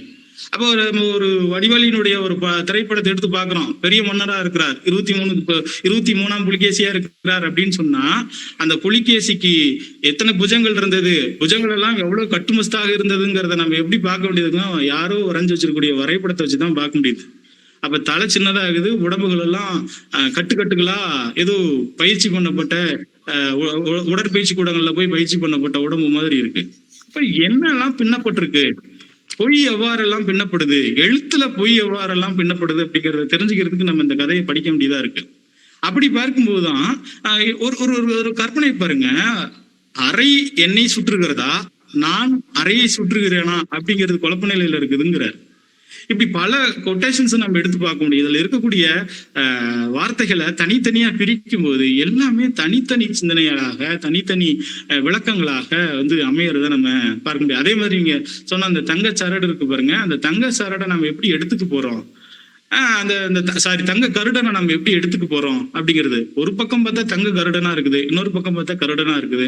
தங்க கருடனை நம்ம எப்படி எடுத்துக்க போறோம் அப்படிங்கிற ஒரு கேள்விகள்லாம் வரும்போது உண்மையுமே நம்ம வந்து படைப்புகளா தான் அனுபவமா எழுத்தாதான் பாக்குறோமா அப்படின்னு சொன்னா யாருடைய சிந்தனையையோ புரிந்து கொள்வதற்கு நமக்கு எழுத்து பயன்படுகிறது அப்படிங்கிற ஒரு இடத்துக்கு நகர்றதுக்கான விஷயங்கள் தான். அப்ப ஒரு இலக்கியம் உருவாக்கப்படுகிறதுனா அதுக்கு பின்னாடி பல்வேறு வகையான கூறுகள் வந்து செயல்படணுங்கிறது என்ன அப்படின்னு சொன்னா இந்த கதைகள் எடுக்க இந்த கதையில பார்க்கும்போது அது உள்ளுரை சார்ந்த விஷயங்கள் வர்றதை பார்க்கணும், இறைச்சி சார்ந்த விஷயங்கள் வர்றதை பார்க்கணும், படிமம் சார்ந்த விஷயங்கள் வர்றதை பார்க்கணும். உதாரணத்துக்கு நான் சொல்றேனே பாருங்களேன், அவன் போன பின் ஞாபகத்தில் கண்டுபிடிப்பது எனக்கு சாத்தியப்பட்டிருந்தது. அவன் இருக்கும்போது அதை உணரல, யாரோ ஒருத்தன் பேசிக்கிட்டு இருக்கான், வந்தவன் பேசிட்டு போயிட்டான், போனதுக்கு பின்னாடிதான் அவன் வந்து வந்திருக்கிறாங்கிறதே இவருக்கு புரியுது. அப்ப மனக்கண்ணுல எல்லாத்தையும் உருவாக்குறாங்க. மனக்கண்ணுல உருவாக்குறது அப்படிங்கிறது ஒரு வாசக பிரதியை அடிப்படையாக கொண்ட ஒரு சிந்தனை அப்படின்னு நம்ம பார்க்கிறோம். அப்ப பிரதி இருக்கிறது, படைப்பு இருக்கிறது. படைப்பை வந்து யாரோட இணைக்கிறார் அப்படின்னா வாசகனோட இணைக்கும் பொழுதுதான் படைப்புக்கான பொருள் வந்து உற்பத்தி ஆகும் அப்படிங்கிற ஒரு இடம். இது ஒரு வகையான நல்ல படிமமா இருக்கிறத நம்ம பார்க்க முடியுது. அதே மாதிரி அந்த இடுப்பு அந்த ஒரு ரிவால்வர் இருக்கும், ஒரு கொலைகாரன் வருவான், அவன் இடுப்புல வச்சிருந்த ரிவால்வர் இருக்கு பாருங்க, அந்த ரிவால்வரை இன்னொருத்தன் எதிரில் இருக்கக்கூடியவனுடைய மனக்கண்ணுல பார்த்துட்டு இவர் வந்து கொலை பண்ண வந்திருக்கிறாருன்னு போய் ஒரு குற்றச்சாட்டை சொல்லும் போது அவன் வந்து விஐபி தான் கொலை பண்ண வந்தான் அப்படிங்கிற உண்மையை கண்டுபிடிக்கிறாங்க. இது இது இந்த இதை நம்ம எப்படி எடுத்துக்கிறது அப்படின்னு பெரிய இது ஆச்சரியம் மிக்க ஒரு விஷயமா இருக்கு. இது எப்படி ஒரு மனக்கண்ணுல எப்படி பாக்குறான், மனக்கண்ணுல எப்படி அது வந்து தெரியுது அப்படின்னா, வந்தவன் யாரா அப்படின்னு பார்க்கும்போது ஒரு விஐபியை கொலை பண்ண வந்தவன் அப்படின்னா இது எப்படி அவனால புரிஞ்சுக்க முடியுது அப்படின்னு பார்க்கும்போதுதான் இங்க ஒரு ஒரு அந்த கண்ணாடி பிம்பம் இருக்கு பாருங்க, கண்ணாடி பிம்பம் ஏற்படுத்தக்கூடிய விஷயம் இருக்கு பாருங்க. இன்னும் நம்ம அந்த திரைப்படங்கள்லாம் பார்க்கலாம், திரைப்படங்கள்ல மனசாட்சியோட பேசுறது அப்படின்னு ஒண்ணு இருக்கு பாருங்க. இந்த மனசாட்சியோட பேசக்கூடிய விஷயத்த கொண்டு வந்து இதுல இணைக்கிறாரோ அப்படின்னு தோணுது. அப்ப இந்த கற்பனை வேறொரு வகையில நம்ம வந்து இந்த கதையை வந்து புரிஞ்சுக்கிறதுக்கான வாய்ப்பை உருவாக்குறது அப்படிங்கிறதுதான். அதே மாதிரிதான் பல்வேறு விதமான கூறுகளும் நிறைய நம்ம எப்படி பேசுறதுன்னு தெரியல. ஏன்னா இதை வந்து வரிசைப்படுத்தி பேசுறதா அல்லது அங்கங்க விட்டு விட்டு பேசுறதா அப்படிங்கிற ஒரு விஷயம். அப்படி பார்க்கும்போதுதான் கடைசியா ஐயா சொன்னது மாதிரி இந்த உள்குரல் அப்படிங்கிற ஒரு விஷயம், தங்கக்கருடனே அது சந்தன மரங்கள்லாம் சொன்னாரு. சந்தன மரங்கள்லாம் சில கருத்துக்களை வந்து சொல்லிட்டு போற மாதிரி நம்ம பார்க்க வேண்டியதா இருக்குது. ஏன் அப்படின்னு சொன்னா ஒவ்வொரு படைப்புக்குள்ளேயும் வெளிப்புறமான ஒரு பார்வை இருக்கும், உள்புறமான ஒரு குரல் இருக்கும். ஆக நீங்க என்ன பண்ணுங்க அப்படின்னு சொன்னா வெறுமனே வெளித்தோற்றத்துல தெரியக்கூடிய விஷயங்கள் மட்டும் கருத்துக்கள் கிடையாது, படைப்பு நோக்கம் கிடையாது, அது மட்டும் படைப்பு உத்தி கிடையாது. அதை தாண்டின பல்வேறு விஷயங்கள் இருக்கிறது, அதுக்குள்ள பல்வேறு உள்குரல்கள் இருக்கிறது. அந்த உள்குரலை தேடுவோம் அப்படிங்கிற ஒரு இடத்துக்கு இந்த கதை நகரும் போது அது வந்து புறத்தோற்றம், அதாவது அரசனினுடைய வீர பராக்கிரமங்களை விளக்குவது மட்டும் அந்த அரண்மனை கிடையாது, அதை தாண்டி வேற எதையோ அது வந்து எஸ்டாப்ளிஷ் பண்றதுக்கு முயற்சி பண்ணுகிறது அப்படிங்கிற ஒரு விஷயத்த இந்த கதைக்குள்ள இருந்து பெற முடியுதா. அதாவது உண்மைக்கும் எழுத்தினுடைய உண்மைக்கும் எழுத்து உருவாக்கக்கூடிய பொய்மைக்குமான ஒரு இடைவெளியை வந்து நம்ம கண்டடையணும் அப்படிங்கிற மாதிரியான பல விஷயங்களை இந்த கதை வந்து முன்வைக்கிறதா நம்ம பார்க்க முடியுதுங்கய்யா. நன்றிங்கய்யா. முத்தையன் சார் வந்து அவருடைய பார்வையில ஒரு கருத்து சொன்னாரு. அது அவருடைய கருத்துக்கள்ல இருந்து எனக்கு என்ன தெரியுதுன்னு சொன்னா, அந்த மாளிகையில நீங்க பார்த்தாச்சுன்னு சொன்னால் ஓவியங்கள் சித்திரங்களாகத்தான் இருக்கிறது, அவை பிம்பங்களாக இருக்கிறது. எப்படி ஒரு திரைப்படத்தை பொறுத்தவரையில பிம்பம் அப்படிங்கறத நாம உண்மை என்று நினைத்து கொண்டிருக்கிறோமோ, அதே மாதிரி இந்த மாளிகையை பொறுத்தவரையில நிறைய ஓவியங்கள் சித்திரங்கள் இருக்கிறது. அந்த ஓவியம் சித்திரமாகிய பிம்பங்களைத்தான் நாம உண்மை என்று நினைத்து கொண்டிருக்கிறோம். அது உண்மை அல்ல, உண்மையினுடைய ஒரு சில விளக்கங்களாக இருக்கலாம் என்று புரிந்து கொள்ள வேண்டும். அப்படிங்கிற அந்த ஓவியம், மாளிகை, தீட்டப்பட்ட தன்மை, இதெல்லாம் வாசகனுடைய ஒரு மாயையாக அவனுடைய உள்ளத்துக்குள்ளே புகுந்து கொண்டு உண்மையை அறிய விடாதபடி தடுத்து கொண்டிருக்கிறது. இது முத்தையன் அவர்கள் சொன்ன போது அந்த பிம்பம், தங்க கருடன், இதெல்லாம் நாம வச்சு நீங்க பார்த்தாச்சுன்னு சொன்னா கண்ணாடியினுடைய நமக்கு முன்னால ஒரு கண்ணாடி பின்னால ஒரு கண்ணாடி வைத்துக்கொண்டு நம்ம முகத்தை பார்த்தாச்சுன்னு சொன்னால் அந்த பிம்பங்களுடைய எண்ணிக்கை என்பது ஒரு கணக்குக்குள்ள அடங்க முடியாத அளவுக்கு இருக்கும், இன்ஃபினிட்டிவ் என்று சொல்வார்கள். அந்த மாதிரி நம்முடைய பார்க்கக்கூடிய ஓவியங்களிலிருந்து பெறக்கூடிய பிரம்மைகள், பிம்பங்கள் வந்து அது பல்வேறு விதமாக மாறிக்கொண்டே இருக்கும். எதை நாம உண்மை என்று கண்டுபிடிப்பது அப்படிங்கிறது சிரமமான காரியம். இது முத்தையனுடைய பேச்சில இருந்து எனக்கு அடுத்ததாக நான் பெற்றுக்கொண்ட ஒரு கருத்தாக உங்களோடு பகிர்ந்து கொண்டேன். இப்பொழுது வாங்க உங்க கருத்து சொல்லுங்க. வாங்க ஐயா. வணக்கங்க. சொல்லுங்க ராஜா, சொல்லுங்க. சரி. ஏதோ ஓப்பன்ல இருக்குதாங்க யாரோட குரல்? யாரோ சிவா எஸ்ன்னு யாரு எஸ்ன்னு இல்ல. சரிங்க. இப்ப நானு இப்ப நீங்க சொல்லுங்க. நான் மீண்டும் மீண்டும் இந்த கதையை ஒரு விளக்கத்துக்கு உட்படுத்த நினைக்கிறேன். அது முன்னாடி தோழர்கள் சொன்னது போல அது ஒரு அகப்படாமல் தான் சென்றுகிட்டு இருக்கு. அது காரணம் பரிசோதனை முயற்சி தான். இந்த இதுக்குள்ள ஒரு தத்துவ பரிசோதனை முயற்சி நடப்பியல் ஓட இணைத்து செய்யப்பட்டிருக்கு. ஏன்னா லெனின் சொல்லுவாரு, புரட்சிகரமான தத்துவம் இல்லாமல் புரட்சிகரமான நடைமுறை சாத்தியம் இல்லை அப்படிங்கிறது லெனினுடைய கொட்டேஷன் நமக்கு தெரியும். அது இங்க என்னன்னா நடைமுறை வாழ்க்கைக்கும் தத்துவத்துக்கும் இடையிலான அந்த உரையாடல் வந்து பின்னி பிணைந்து செய்யப்பட்டிருக்கு.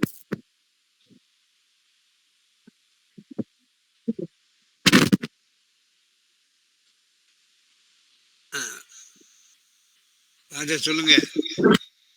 பேசிட்டு தாங்க இருக்கு. இது வரைக்கும் பேசுறது கேட்கலையா? கேக்குது, ஆனா கட்டாயி கேக்குது.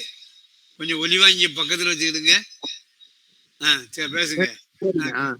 அப்ப இதுல ஒரு தத்துவ நடைமுறைக்கும் தத்துவத்துக்குமான தொடர்பு நிலை உள்ளே வைத்து உரையாடப்படுகிறது இந்த கதையில. அப்படி ஒரு அது கூடவே வந்து ஒரு தன்னிலை சார்ந்த ஒரு கதை சொல்லினுடைய தன்னிலை சார்ந்த பரிசோதனை முயற்சி இருக்கு. என்ன பரிசோதனை முயற்சினா, அந்த கருத்து முதல்வாதம் பொருள் முதல்வாதங்கிற அந்த பின்னணி உடைந்து இன்னொரு பின்னணிக்குள்ள இந்த கதை செய்யுது. அதாவது அமைப்பியல் உள்வாங்கப்பட்ட பின்னணிக்குள்ள கதை செல்கிறது. அதுல இந்த நான் நீ அல்லது கருத்து பொருள் அப்படிங்கிற அந்த முரண் இடையில, அந்த முரணுக்கு இடையில செயல்படுகிற இன்னொன்றை அடையாளம் காண்பதாக அது இருக்கிறது. அந்த இன்னொன்றுக்கு இடையில தான் அந்த காட்சியை வைப்பதாக நான் புரிந்து கொள்கிறேன். இந்த ஒட்டுமொத்தமா இதுல காட்சி அப்படிங்கிறதுல அந்த ஐயா கேக்குது இல்லைங்க? கேக்குது ஐயா. சரிங்க. ஃபர்ஸ்ட்ல நீங்க பாத்தீங்கன்னா அந்த காட்சியில ஏற்கனவே தொடர்கள் இதெல்லாம் சொல்லியிருக்காங்க. இதை நான் அந்த நினைவு ஃபர்ஸ்ட்ல பாத்தீங்கன்னா அந்த ஒரு யானை இருந்ததாகவும் அந்த யானை மறைந்து போன பிறகும் அந்த யானை நினைவுல வர்றதா நம்ம பாக்குறோம். யானை மறந்து நினைவுல வர்றதா பாக்குறோம். அப்ப என்னன்னா, அப்ப காட்சி நினைவாக மாறுகிறது. இப்ப பாக்குறோம் ஒரு ஒரு ஒரு புற காட்சி ஒண்ணு நினைவாக மாறுது. ரைட். இன்னொரு இடத்துல வந்து இந்த பழைய நினைவுகள்லாம் வருது, இங்க இருக்கிற அணிவகுப்பு மற்ற விஷயங்கள்லாம் வருது அப்படின்னு சொல்லி, அதாவது குதிரை ஒண்ணு புழுக்கை போட்டுட்டு ஓடினதாகவும் அது உடனே இன்னொரு காட்சியை நினைவுபடுத்திதாக என் நினைவு உயிர் பெற்றதாக ஒரு இடம் வருது. அப்ப என்ன செய்யுதுன்னா, ஒரு புற நிகழ்ச்சி உள்ளே இருக்கக்கூடிய அகத்துக்குள்ள இருக்கக்கூடிய ஒரு உணர்ச்சியை கிளறி விடுவதாக இருக்கிறது. பாருங்க, அப்ப ஒரு காட்சி நினைவாக மாறுவது குறித்தான விஷயம் இந்த கதையில வைக்கப்பட்டிருக்கு. அதே ஒரு விதமான காட்சி உள்ள இருக்கிற நினைவை கிளறுவதாக வைக்கப்பட்டிருக்கிறது. இப்ப காட்சி நினைவாக மாறுவதும் அது புறத்தோடு உரையாடுவதுமான ஒரு ஒரு ஒரு ஈக்குவேஷன்ஸ் ஒண்ணு இந்த கதையில உள்ள பின்னப்பட்டிருக்கு. அப்புறம் ஒரு காட்சி நினைவை கிளறி அந்த நினைவில் இருந்து ஒரு உள்பயணம் செல்வதாக இருக்கிறது. இது ரெண்டாவதா இருக்கிறது வந்து காலத்தை அழித்து செய்யக்கூடிய ஒரு பயணம். அது இந்த பயணத்தை குறித்த ஒரு இங்கதான் நம்ம அமைப்பியல் தத்துவத்தை வரும். இப்ப வந்து முதுமைன்னு முன்னாடி சொன்னார் இல்லைங்களா, தோழர் சொன்னார் இல்லைங்களா, அந்த முதுமைங்கிறது என்னன்னா, நம்ம அதை காலத்தால் செய்யப்பட்ட முதுமையாகவும் நம்ம எடுத்துக்கலாம். இப்ப அந்த முதுமைங்கிறது என்னன்னா, பலகால சிந்தனைகளால் ஆன ஒரு முதுமை. அந்த முதுமை மீண்டும் வந்து அந்த பின்னோக்கி செல்லும் போது அப்ப அது அது அது அது முன்னாடி இருக்க பொருள்கள் வழியாக அந்த காட்சிகள் அவங்கள வழிநடத்தி செய்யுது. அப்ப காட்சிகள்லாம் வெறும் புறக்காட்சிகள் மட்டும் வழிநடத்தி செய்யல, அந்த இடத்துல நினைவும் நனவும் கலக்குது. அப்படி அதை கலக்கும் போது அந்த உள்பயணம் நடக்குது. அந்த உள்பயணம் எப்படி நடக்குது அப்படின்னா, அங்கதான் நமக்கு நனவெளி வந்து உரையாட ஆரம்பிச்சிடும். நினைவு நனவுங்கிறது ஒரு கடந்த காலமும் நிகழ்காலமும் நமக்கு. இப்ப இந்த கடந்த காலமும் நிகழ்காலமும் காலத்தை தாண்டிய பயணம்னு கதைகள் ஏற்படுது. எப்படி காலத்தை தாண்டி பயனுக்குள்ள போக முடியுது அப்படின்னா, அங்க தொன்மம் அல்லது நனவெளி வந்து கனெக்ட் ஆயிடும். இந்த கனெக்ட் வந்து இன்விசிபிள் கனெக்ட். இந்த இன்விசிபிள் கனெக்ட இந்த கதையில எங்கேயுமே பாத்தீங்கன்னா ஒரு தேடல். இந்த கதைகளுக்குள்ள இந்த இன்விசிபிள் கனெக்ட் எப்படி நடக்குது, அதாவது காட்சி நினைவாக மாறி புறநிலை அடைவதற்கும் ஒரு காட்சி நினைவை கிளறி உள்பயணம் தொடர்வதற்கும் இடையில எப்படி இது சாத்தியமாகுது அப்படிங்கிறத பரிசோதனை முயற்சியில செய்யப்பட்ட கதை அப்படிங்கிறத நான் அதை சுட்டி காட்ட விரும்புறேன். அப்ப என்னன்னா, அங்க ஒரு சிந்தனை, ஒரு யோசனை, ஒரு உரையாடல், ஒரு உள் உரையாடல் ஒண்ணு இருக்கிறது. அதாவது காட்சி நினைவை கிளறுவதற்கும் அந்த நினைவு உள்பயணம் தொடர்வதற்கும் இடையில ஒரு இடைவெளி இருக்கிறது. அந்த இடைவெளியில உள் உரையாடல் ஒண்ணு நடக்கிறது. அந்த உரையாடல் தான் அதை வந்து இயக்குகிறதாகவும், அந்த உரையாடல தான் நான் என்ன நினைக்கிறேன்னா, அங்க தொன்மம் வந்து கனெக்ட் ஆவதாகவும் நனவெளி வந்து கனெக்ட் ஆவதாகவும் நான் யோசிக்கிறேன். இப்படி அது அந்த இன்விசிபிள் கதையில இன்விசிபிளாவே இருக்கு. அது வந்து இது நினைவு கிளறுது மாறுதுன்னு மட்டும் தான் கதையில இருக்குதே தவிர அது எங்கேயுமே வந்து இது இதனாலதான் மாறுச்சு அப்படி அது யோசனைன்னு ஒரு இடத்துல வரும். நான் யோசனை செய்து பார்த்தேன். இந்த யோசனை தான் ரொம்ப முக்கியம். அந்த யோசனைங்கிறது கான்சியஸா நடக்கக்கூடியது. அது கான்சியஸை மீறிய ஒண்ணு இந்த இடைவெளியில் நடக்குது. அதுதான் அந்த அன்கான்சியஸ் தொன்மம் போன்ற விஷயங்கள்லாம் நான் வந்து இந்த கதை அப்படி ஒரு பிராக்டிஸை வாசகரிடத்துல ஏற்படுத்துறதா நான் புரிஞ்சுக்கிறேன். இன்னொன்னு ஒரே ஒரு விஷயம் என்னன்னா கதைகளுக்குள்ள பாத்தீங்கன்னா எப்படி இந்த ஒரு கதை சொல்லி இந்த இடத்துக்கு டிராவல் பண்றாருன்னா அவருடைய ஃபேமிலியில ஒரு இன்சிடென்ட். அது ஃபேமிலி இன்சிடென்ட் அப்படின்னா அந்த இன்சிடென்ட்ங்கிறது ஒரு புறநிலை ஒரு புறக்காட்சி. அந்த புறக்காட்சி ஏற்கனவே அவருக்குள்ள இருக்கிற ஒரு தத்துவ மரபை கிளறி ஒரு தத்துவ பயணத்துக்கு வழிவகுக்குது. அந்த தத்துவ பயணம் மீண்டும் ஒரு தெய்வ சங்கல்பங்கிற ஒரு நிலையில ஒரு ஒரு ஒரு நிகழ்கால இஷ்யூஸ் என்னது தடுக்குது.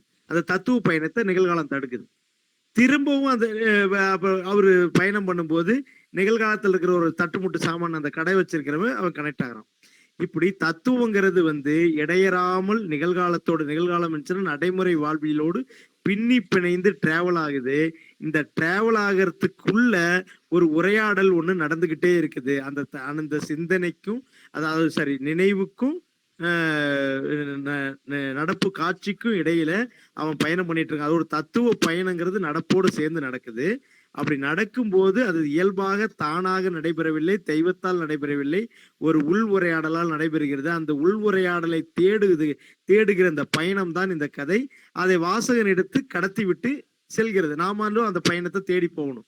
அப்படி தேடி போகணும் தான் நான் என்ன நினைக்கிறேன்னா தொன்மம் நனவிலி போன்ற விஷயங்கள்லாம் வந்து இடைமறித்து உரையாடும். அந்த உரையாடல் வந்து எல்லா உரையாடலையும் விளக்கிட முடியாது, எல்லாத்தையும் பகுத்தறிவை கொண்டு கண் கொண்டு விளக்கிவிட முடியாதது. விளக்காத பகுதிங்கிறது இருக்கு. அந்த விளக்காத பகுதிங்கிறது உள்பயணம் அப்படிங்கிறதா தான் அந்த கதைகளுக்குள்ள நான் முயற்சி பண்ணியிருக்கேன் இந்த விளக்கத்துக்கு. நன்றிங்க ராஜா. அவங்க இப்படி நம்முடைய ராமச்சந்திரனோ அல்லது முத்தையனோ அல்லது ராஜாவோ வந்து அவரவருடைய என்ன சொல்றது விளக்கமாக வியாக்கியானமாக இந்த கதையை கொண்டு போறது அப்படிங்கிறது புறக்காட்சி சிந்தனை உள்முகமான பயணம் அதன் மூலமா ஒரு உரையாடல் அதுக்கப்புறம் அது தத்துவ தன்மையாக வெளிப்படுதல் அப்படிங்கிறது ரொம்ப அருமையாக நமக்கு இப்படி இந்த 5 பேருடைய மன பதிவை வந்து பகிர்கிற பொழுது ஒட்டுமொத்தமாக கிடைக்கக்கூடிய ஒரு காட்சி. யுவராஜா அவங்க வந்து ஒரு கேள்வி கேட்டாங்க. படைப்பாளியினுடைய சூழல் அப்படிங்கிறது அது யதார்த்தமான ஒரு சூழல் பார்க்கிறாரு.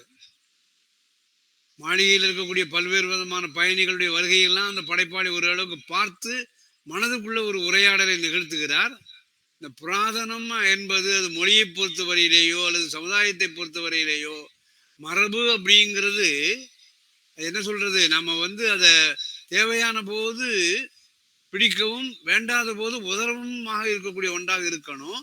ஆனால் மரபு பழமை என்பதை வந்து நாம விடாப்பிடியாக கெட்டியாக நம்ம பிடித்து கொண்டிருக்கிறோம் அப்படிங்கிற அந்த மனதிலே ஏற்பட்ட உணர்வு தான் ஒரு காட்சி ரூபமாக நமக்கு வெளிப்படுத்தி இருக்கிறது. ஆகவே அந்த படைப்பாளியை பொறுத்த வரையில அவருடைய மன உணர்வுகள் தமிழ் சமுதாயத்தில் நிலவி இருக்கக்கூடிய பழமை அல்லது மரபுகளை பற்றிய அவருடைய பார்வை எப்படிப்பட்டது, இது முறையானதானதா அல்லது விவாதிக்கப்பட வேண்டியதா என்பதை இந்த கதை பிரதி மூலமாக வெளிப்படுத்தி இருக்கிறார். ஆகவே படைப்பாளியினுடைய சூழலும் அவருடைய உள்ளத்தில் ஏற்பட்டிருக்கக்கூடிய அந்த மன உணர்வு தோன்றுவதற்கும் இந்த கதையானது நமக்கு வெளிப்படுத்தி இருக்கிறது என்பதை யுவராஜா அவர்கள் நம்முடைய நிகழ்த்திய அந்த உரையாடல் மூலமாகவே நாம தெரிந்து கொள்ளலாம். செல்வகுமார் சார் இதுல வந்திருக்க. யுவராஜா, நீங்க ஏதோ கேட்க விரும்புறீங்களா? சொல்லுங்க. என்னென்றால் அமைப்பியல் வந்தது இப்போது, ஆனால் அதற்கு முன்னர் இருந்த தாய்மானவருடைய அந்த கூற்றை இங்கே அவர் தொடர்புபடுத்துகிறார். இந்த தொடர்புபடுத்தலை நீங்கள் சொன்னது போல அந்த மஞ்சள் விளக்காக கொள்வதற்கு ஏதும் தடை இருக்கிறதா, அல்லது அதை அவ்வாறு கொள்ள முடியுமா? திரும்ப சொல்லுங்க. அதாவது அந்த தாய்மானவருடைய கருத்தை இங்கே தேவை கருதி பயன்படுத்துகிறார். ஆனா தாய்மானவருக்கும் இவருக்கும் இடையிலான இடைவெளி மிக நீண்ட தூரம். அப்படி பழையவற்றையும் தேவை கருதி அமைப்பியலாக இருந்தாலும் பயன்படுத்த என்ற அந்த தமிழனுடைய அந்த போக்கினை நீங்கள் சொன்னது போல அந்த பச்சை விளக்கு சிவப்பு விளக்குக்கு இடையிலே இருக்கிற அந்த மஞ்சள் விளக்கினுடைய தேவைப்பாட்டை இதை பொருத்தி பார்க்கலாமா என்று கேட்கிறேன். அதாவது பழைய மரபை கண்மூடித்தனமாக பின்பற்றுவது அப்படிங்கிற ஒரு நிலைப்பாடு, இல்லை மரபை நம்ம தேவையே இல்லை என்று சொல்லக்கூடிய ஒரு நிலைப்பாடு எதிராக இருக்கிறது.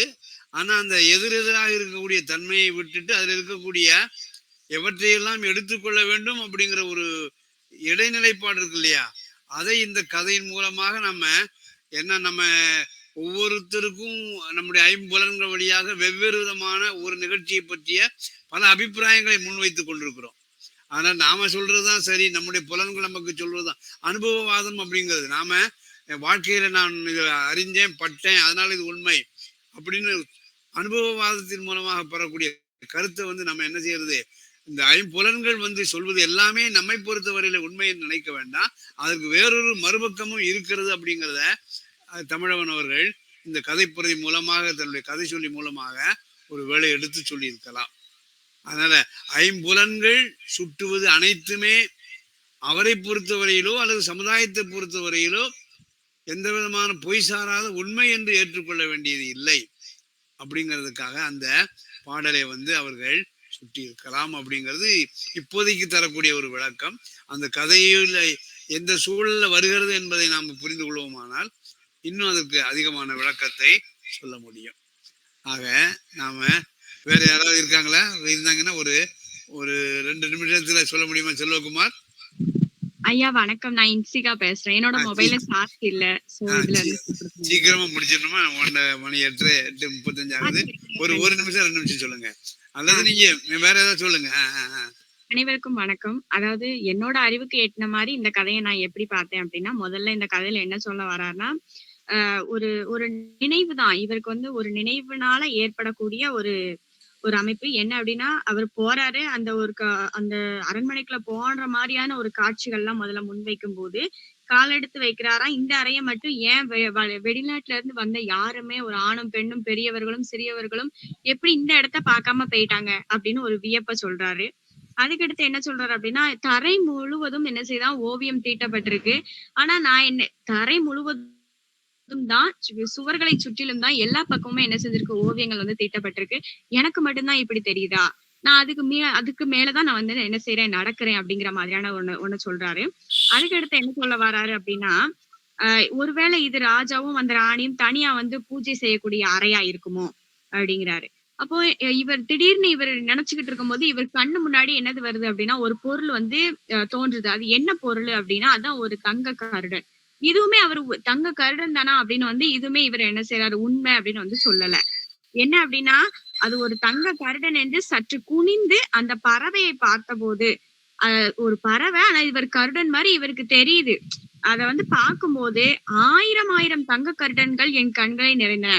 அப்ப என்ன அப்படின்னா, ஒரு தங்க கருடனை நடுவுல வைத்து கொண்டு அதுக்கு 2 பக்கமும் கண்ணாடி வைச்சா அது எப்படி பிரதிபலிக்குதோ அதே மாதிரி அந்த கருடன் இருந்துச்சான். இன்னொன்னு என்ன சொல்றாரு அப்படின்னா, இதுல அந்த கருடனினுடைய கால்ல ஒரு கடிதம் கட்டப்பட்டிருக்கு. அந்த கடிதம் நீல நிற ஒரு இதுல இருக்கும். அது பாக்குறதுக்கு எப்படி இருக்குமா, நம்ம இப்போ ஓலைச்சுவடிகள்லாம் அந்த காலத்துல என்ன செஞ்சிருப்பாங்கன்னா, ஒரு ஏன் எப்படி சொல்ல, எழுத்தாணி மூலமா தானே எழுதியிருப்பாங்க. அந்த மாதிரி அதுல என்ன செஞ்சிருக்கும்னா, சின்ன சின்ன ஹோல்ஸ் அந்த மாதிரி இருக்கும். அது என்ன செய்யறா, மத்தவங்க பார்க்காத நேரத்துல அது என்ன செய்தான், எல்லா பக்கமும் பரவுதான். ஆனா நம்ம பார்க்கிற நேரத்துல அதே இடத்துலதான் இருக்கான். பார்க்காத நேரத்துல அதை பத்தின தகவல்கள் எல்லா பக்கமும் போகுது. ஆனா நம்ம பார்க்கும்போது அது அதே இடத்துலதான் இருக்கு அப்படின்னு சொல்ல வராரு. அதுக்கு அடுத்து என்ன அப்படின்னா, இதே மாதிரி இவரோட கனவுகள் எல்லாத்தையுமே இவர் சொல்லிட்டு வரும்போது லாஸ்டா என்ன சொல்றாரு அப்படின்னா, இயற்கைக்கு மாறாக அப்படின்னு ஒரு வார்த்தையை சொல்றாரு. இயற்கைக்கு மாறாக நீங்க எதையும் செய்ய முற்பட்டீங்கன்னா அது என்ன செய்யாது, ஒரு சரியானதாக இருக்காது அப்படின்னு சொல்லி இவரோட நினைவை இவரை எச்சரிக்கிற மாதிரி சொல்றாரு. என்ன பொறுத்த அளவுக்கு நான் இதை எப்படி பார்த்தேன் அப்படின்னா, அதாவது காலத்தையும் இடத்தையும் வைத்து மட்டும் ஒரு ஒரு கடிதமானது செயல்படல. கடிதம்னே வைத்துக் கொள்ளலாம் இதை. ஏன்னா கள்ளச்சீல் கடிதம் தான் இருக்கு. ஒரு கடிதமோ ஒரு ஒரு படைப்போ என்னது இல்ல. அதை வாசிக்கக்கூடியவனுடைய சிந்தனையை பொறுத்துதான் அடுத்த தளம் அப்படிங்கிறது வந்து இந்த இடத்துல அமையுது. புலன்களை வைத்துக்கொண்டு இந்த கதையானது சொன்னாலும் இடத்தையும் காலத்தையும் மட்டும் வைத்துக்கொண்டு ஒரு ஒரு படைப்பானது நிகழல. அது மட்டும் இல்லாம படிக்கக்கூடிய சிந்தனை தளம் எந்த அளவுக்கு வெளிப்படுகிறதோ, அதாவது அந்த ரிஃப்ளெக்ஷன், அந்த தங்க கருடன் எப்படி ஒரு 2 கண்ணாடிக்கு நடுவுல வைக்கப்பட்ட 1000 ரிஃப்ளெக்ஷன் போல தெரிஞ்சுச்சோ, அதே போல ஒரு படைப்பானது நிறைய படைப்புகள் உத்தியில வந்து வரும்போது இது வந்து பிரதிபலிப்பாக வந்து சிந்தனை தளத்துக்குள்ள அடுத்த தளத்துக்குள்ள கொண்டு போகலாம் அப்படின்னு நான் பார்த்தேன். நன்றிங்க ஐயா. நல்லதுமா. இன்சிகா வந்து முதுகலை முதலாண்டு தமிழ் படிக்கக்கூடிய ஒரு மாணவி. அவர்களுடைய பார்வையில இந்த கதையானது அவங்களுடைய உள்ளத்தில் ஏற்படுத்தின உணர்வுகளை நமக்கு சொன்னாங்க. நேரம் நமக்கு வந்து விட்டதுனால அடுத்த வாரத்தை பற்றிய ஒரு சின்ன சொல்லிவிடுறேன். நடுக்காட்டில் ஒரு பங்களா அப்படின்னு சொல்லக்கூடிய ஒரு கதை. அதாவது நாம் பொதுவாகவே தமிழவனுடைய சிறுகதை பிரதிகளில் வரக்கூடிய பேசுபொருள் அல்லது அந்த தீம் என்று சொல்லக்கூடிய ஒன்றை பற்றி தான் அதிகமாக நாம விவாதித்து கொண்டிருக்கிறோம். ஆனால் அந்த இன்னொரு பகுதியான வெளியிடக்கூடிய வெளிப்பாட்டுக்கு உதவக்கூடிய மொழி என்பதை பற்றி நாம் ஒரு அளவுக்கு அக்கறை செலுத்த வேண்டும். இப்போ மௌனியை பொறுத்தவரையிலோ அல்லது புதுமை பித்தனை பொறுத்தவரையிலோ அவர்கள் என்ன மாதிரியான ஒரு கருப்பொருளை கையாளுகிறார்களோ அதற்கு தகுந்தபடியாக ஒரு மொழி நடையை வெளிப்படுத்தக்கூடிய உத்தியிலே பயன்படக்கூடிய ஒரு மொழி நடையை, மொழி அமைப்பை அவர்கள் கையாள வேண்டும். ஆகவே கருவும் உருவும் அப்படிங்கிற ஒரு தலைப்புல இந்த நான் சொன்ன அந்த கதை பிரதி இருக்கு இல்லையா, காட்டுப்புறத்தில் ஒரு பங்களா என்று சொல்லக்கூடிய அந்த கதை பிரதியில தமிழவன் அவர்கள் பயன்படுத்தி இருக்கக்கூடிய மொழியை பற்றிய ஒரு கலந்து உரையாடலாக அடுத்த வாரம் நாம நடத்தி கொள்வோம். அந்த கதை பிரதியை உங்கள் அனைவருக்குமே நான் அனுப்பி விடுவேன். அதுல வந்து சிறப்பாக அடுத்த வாரம் நான் யாரை அழைக்கலாம் என்று நினைத்து கொண்டிருக்கிறேன்னு சொன்னா, தியாகராஜர் கல்லூரியில தமிழ் துறையிலே பணியாற்றக்கூடிய திருமதி மோகனா அவர்கள் அந்த கலந்துரையாடலை முதலிலே தொடங்கி வைக்க அவர்களை கேட்டுக்கொள்ள போகிறேன். அவர்களை பின்பற்றி நாமும் என்ன செய்யலாம், நம்முடைய கலந்துரையாடலை மேலும் தொடர்வோம் என்று சொல்லி இப்பொழுது முறையாக நன்றி கூற வருகிறார்கள் ஆழ்வார்குறிச்சி இங்கே இந்த அமைப்பை சார்ந்திருக்கக்கூடிய முனைவர் சுந்தரம் அவர்கள். அனைவருக்கும் மீண்டும் மாலை வணக்கத்தை தெரிவித்துக் கொள்வதில் பெருமகிழ்ச்சி அடைகிறேன். இன்றைய நிகழ்வில் கலந்து கொண்ட அனைத்து பேராசிரியர் பெருமக்களுக்கும், ஆராய்ச்சி மாணவர்களுக்கும், இலக்கிய ஆர்வலர்களுக்கும் பாளையங்கோட்டை மேலும் வெளியிட்டகம் மற்றும் ஆழ்வார்குறிச்சி இங்கே இன்று அமைப்பின் சார்பில் எங்கள் மனமார்ந்த நன்றியை தெரிவித்துக் கொள்வதில் பெருமகிழ்ச்சி அடைகிறோம். மீண்டும் நாம் அடுத்த வாரம் புதன்கிழமை இணைய வழியில் இதே நேரம் சந்திப்போம். நன்றி, வணக்கம்.